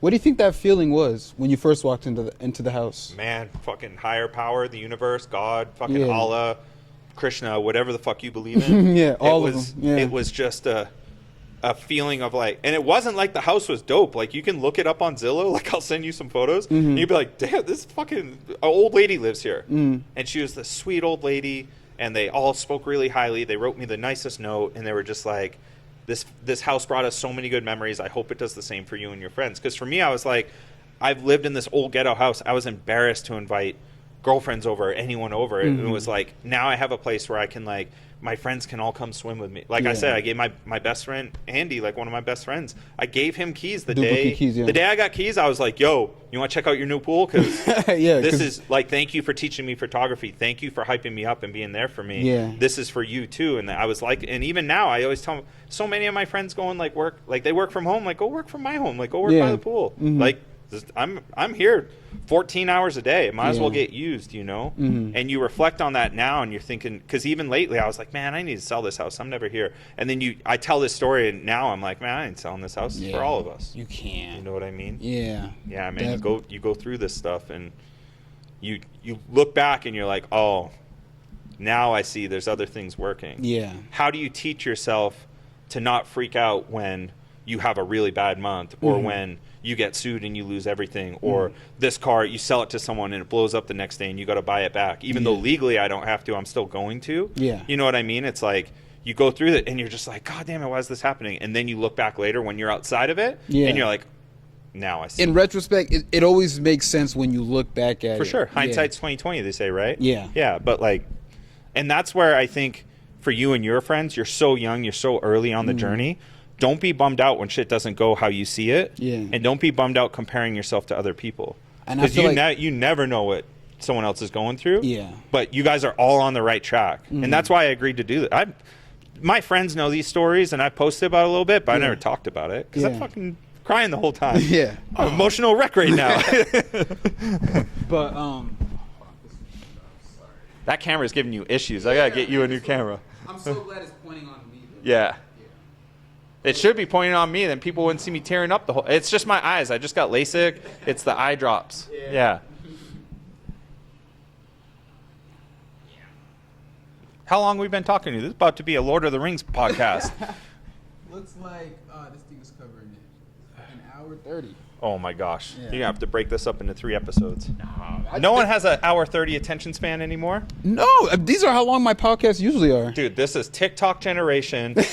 We got to make 30-second clips for the next year. And that's what I do, but like, the right audience, bro, if they want to hear a genuine conversation, someone's going to hear this and going to be like, or see a clip and just be like, oh yeah. Even if everyone's like, oh, Tim's an emotional wreck, fuck that, blah, blah, blah. If it helps you or if it helps Trey, it's worth it for me. If one person, like if you can affect one person in a positive way, if one kid that I let sit in a Lambo now all of a sudden buys a Lambo, he better buy it from me, motherfucker. Like, you better be coming to me in 20 years. But like, I always said, like, I'd always tell people, like, I let so many people sit in these cars because I never sat in one before I bought one. That's a whole nother story. Like, when I bought that, same thing, man. I cried my eye. I'm like, dude, I grew up broke. Yeah. Like, I just driving home from California in a Lamborghini. Yeah. Like, this shit's crazy. Yeah.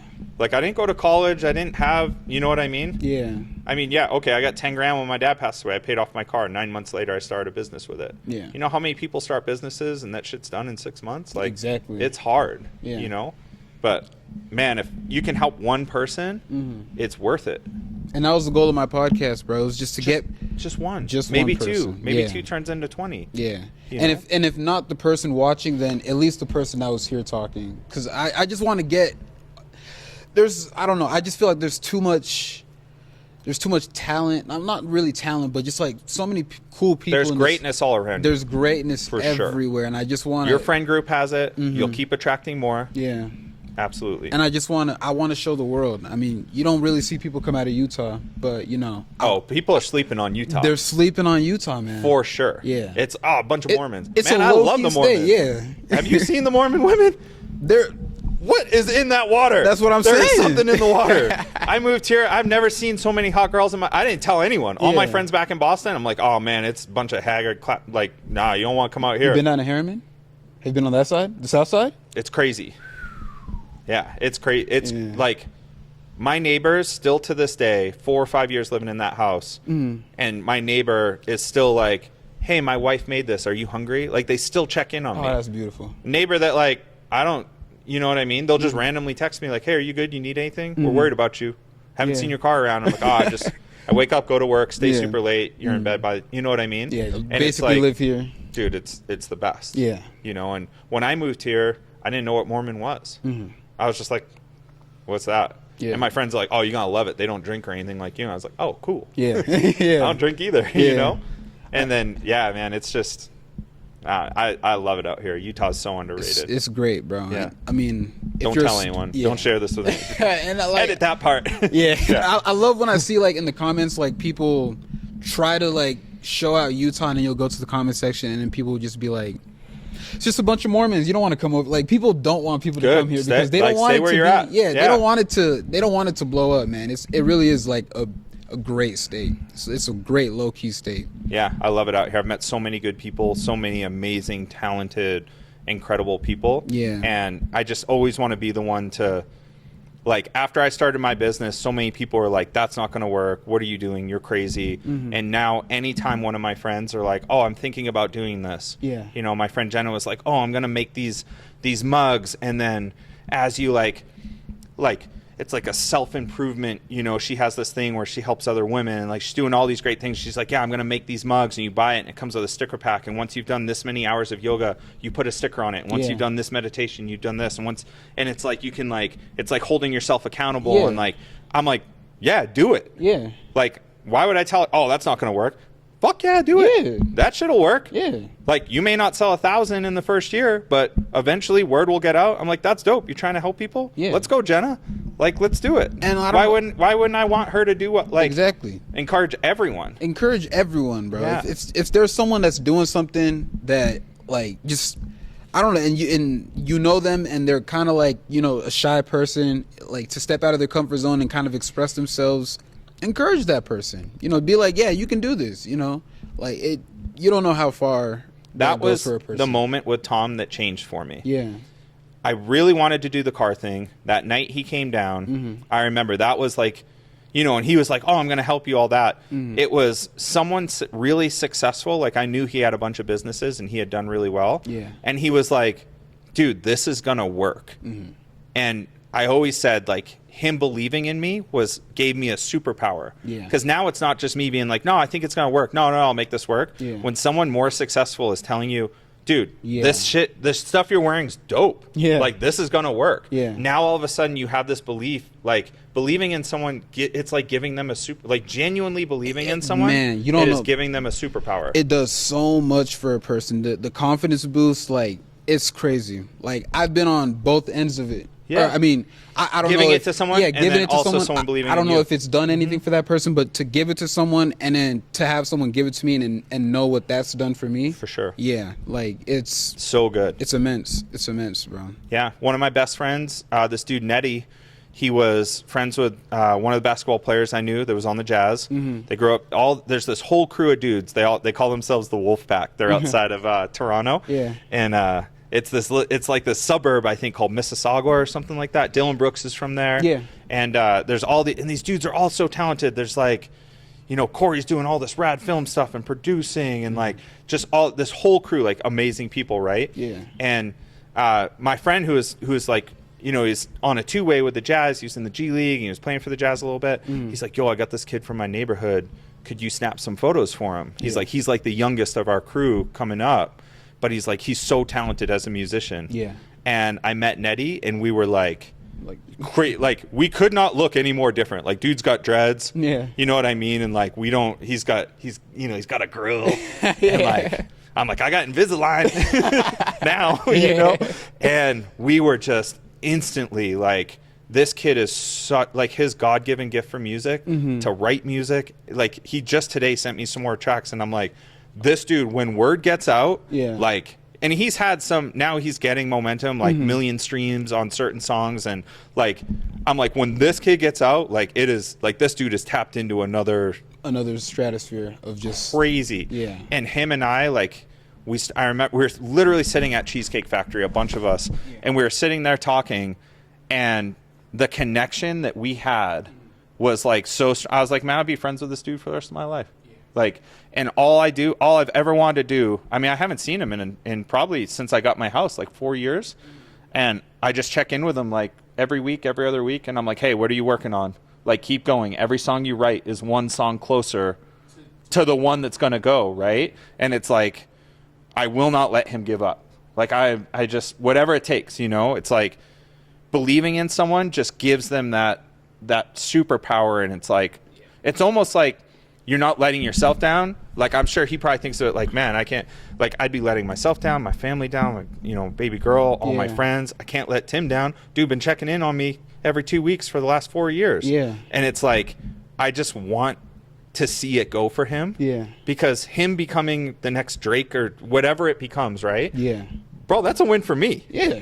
Like, yeah, like, I don't want to work 100 hours a week forever. Like, I want to come on tour with you and take photos for you and do rad shit. Yeah. You know what I mean? Like, why wouldn't I be supporting my friend? Why wouldn't I be rooting for him? Yeah. Sharing You his want to music. see him in the biggest stadiums in the biggest cities in the world, man. It would be a dream for me. Yeah. I'd probably be happier than he would. Like, I joke around. I'm like, dude, just keep going. Yeah. Like, I was like, if it takes 15 more years, will it be worth it?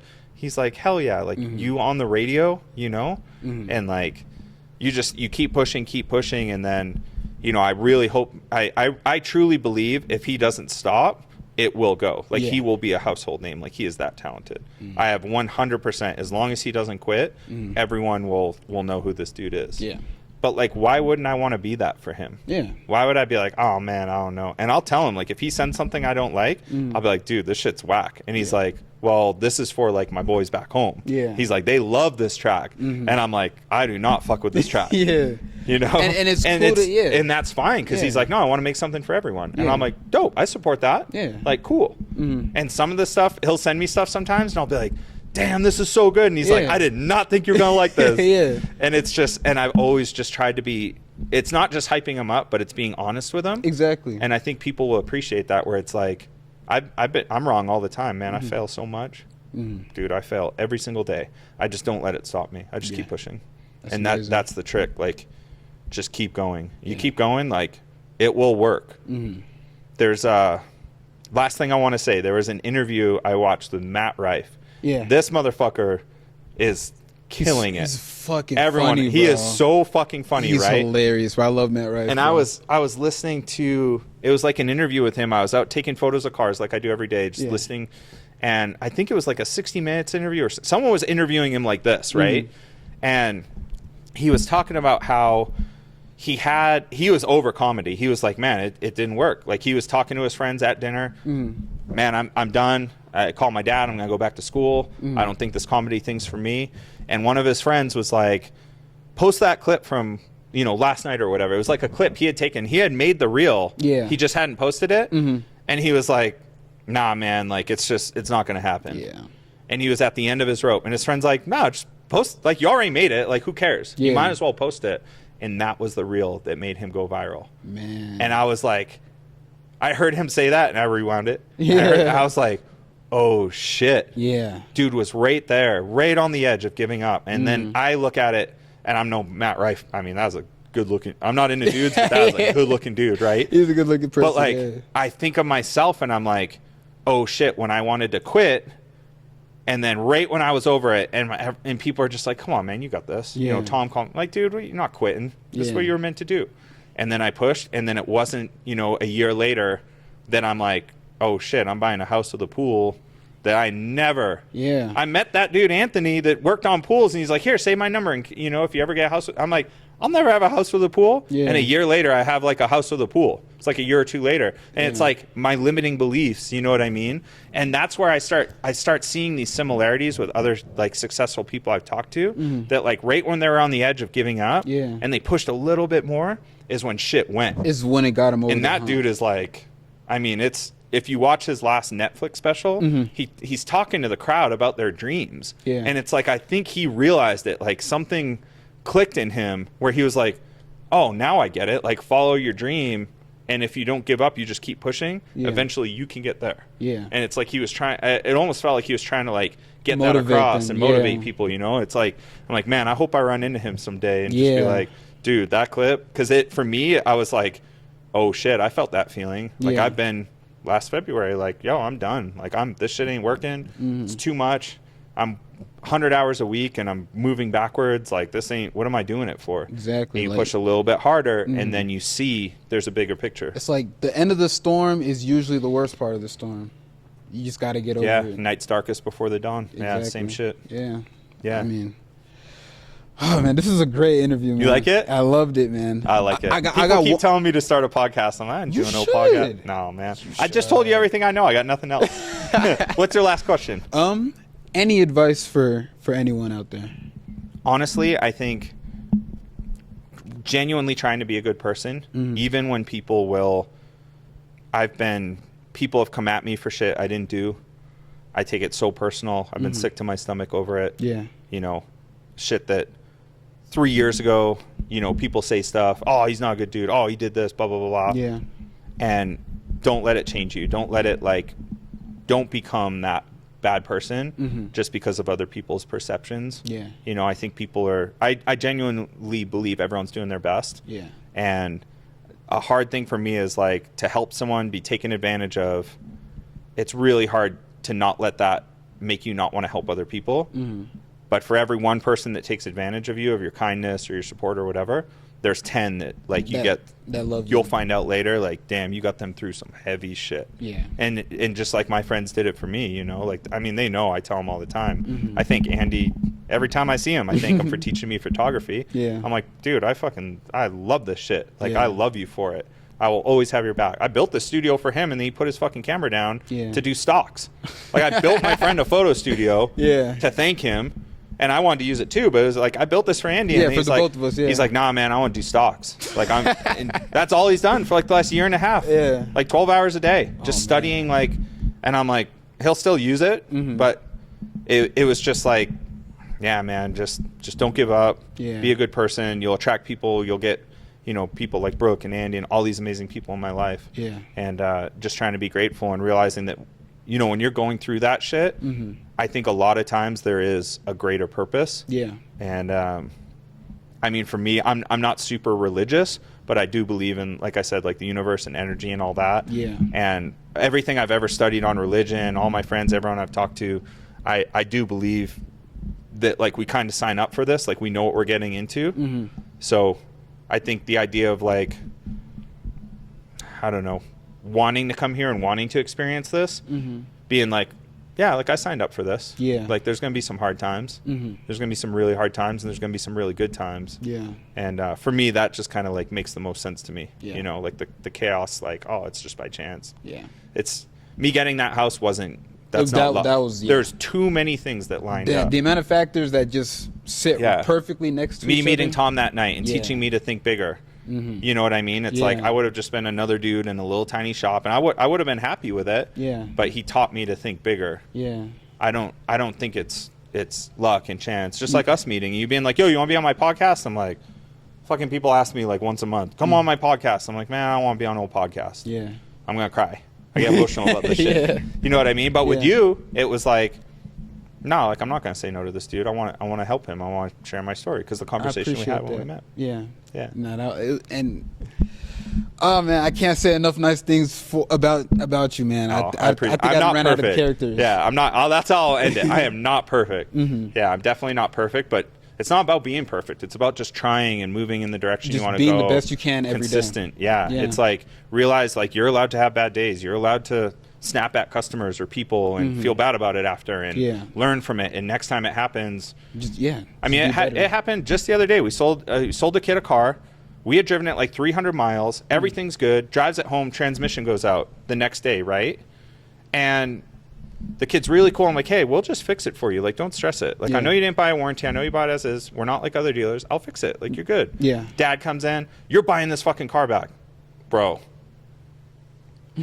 Old me would have just yelled at him and been like, fuck you. Get out of here. Yeah. New me is listen. Work this out. First off, you don't have to be an asshole. Yeah. Because I'm a nice dude, and I will buy it back. Unlike any other dealer. Yeah. Guy just drove his Subaru through the front of a dealer a few hours after he bought it because they wouldn't take it back. Yeah. For me, I'm like, bro, I'm not going to argue with you. I'll buy it back. We got the car here. We still have your trade-in. No one's touched it. Yeah. Here, we'll sign it back. You got to pay a little bit of money because I got to cover some sales tax and shit. Yeah. But as long as you're willing to take a little bit of a hit, I'll take the hit on putting a new transmission in, or you can keep it and I'll fix it. It's whatever you want, whatever makes you happy. And he was kind of puffing his chest doing that thing, and there's a bunch of people around. Yeah. And I handled it better than I've ever handled that situation before. And I think that's growth. Yeah. You know, and that's all we're trying to do. Yeah. And he ended up, you know, it's like, dude, it was a I don't want to sell someone a bad car. I didn't know. If I knew, I would have just fixed it. Yeah. But you never know when shit can happen. Yeah, and because it everyone's happened, human, yeah. Yeah, it happened the next day, and I was like, dude, I'll take it back. I'll take the $4,000 hit, putting a new transmission in. Yeah. Cool.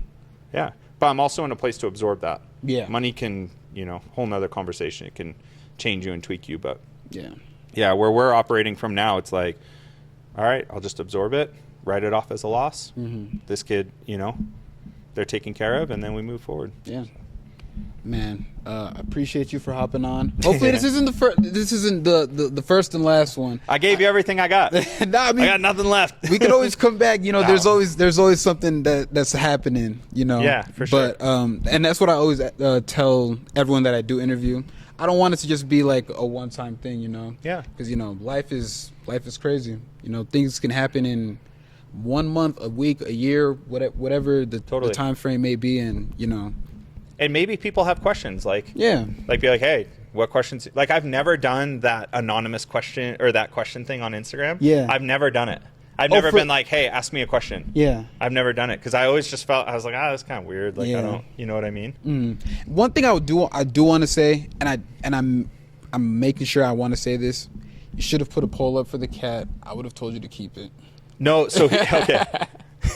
Oh man, you should have. We adopted a cat. We had it for a few months. These people came in to buy a car. We had several people over a few months that we had this shop cat. Yeah. We just got on the Humane Society, whatever, adopted this cat, and like the cat was cool. And I was like a dog person growing up, but I don't want the commitment of like that's a whole nother list of issues, like fear of commitment, whatever. Yeah. Like I'm focused on work, so like we adopted this cat, and I was like, people loved it, and there were a few people that wanted it, and then these people, like last week, they were like, oh, the cat's so cute, and like the cat was like super friendly to everyone, and this lady's like, yeah, our cat just died this week, and it was like the holidays, and I was like, yo, free cat with any car purchase, like joking around, but like kind of serious. Yeah. And they're like, well, we're not buying the car for a couple days, but can we take the cat? And I'm like, yeah, you can have the cat. And Brooke's like, you're giving the cat away? And I was like, well, just adopt another one. Yeah. And it's going to turn into, I think we're actually, that pool guy I told you about, he's supposed to bring his cat. Oh, wow. Because he's like, we don't want the cat anymore. Do you want it? I was like, yeah, I'll take it. So I think we're going to turn into a foster home for cats. Oh, wow. Because we feed strays at night because it keeps like mice from getting up in the cars. Yeah. And I saw a stray cat one night, so I put food out. But now there's a bunch of strays that come, but it's really hard to get them to like come up. Like they'll get within a few feet of me, but they won't like let me pet them for sure.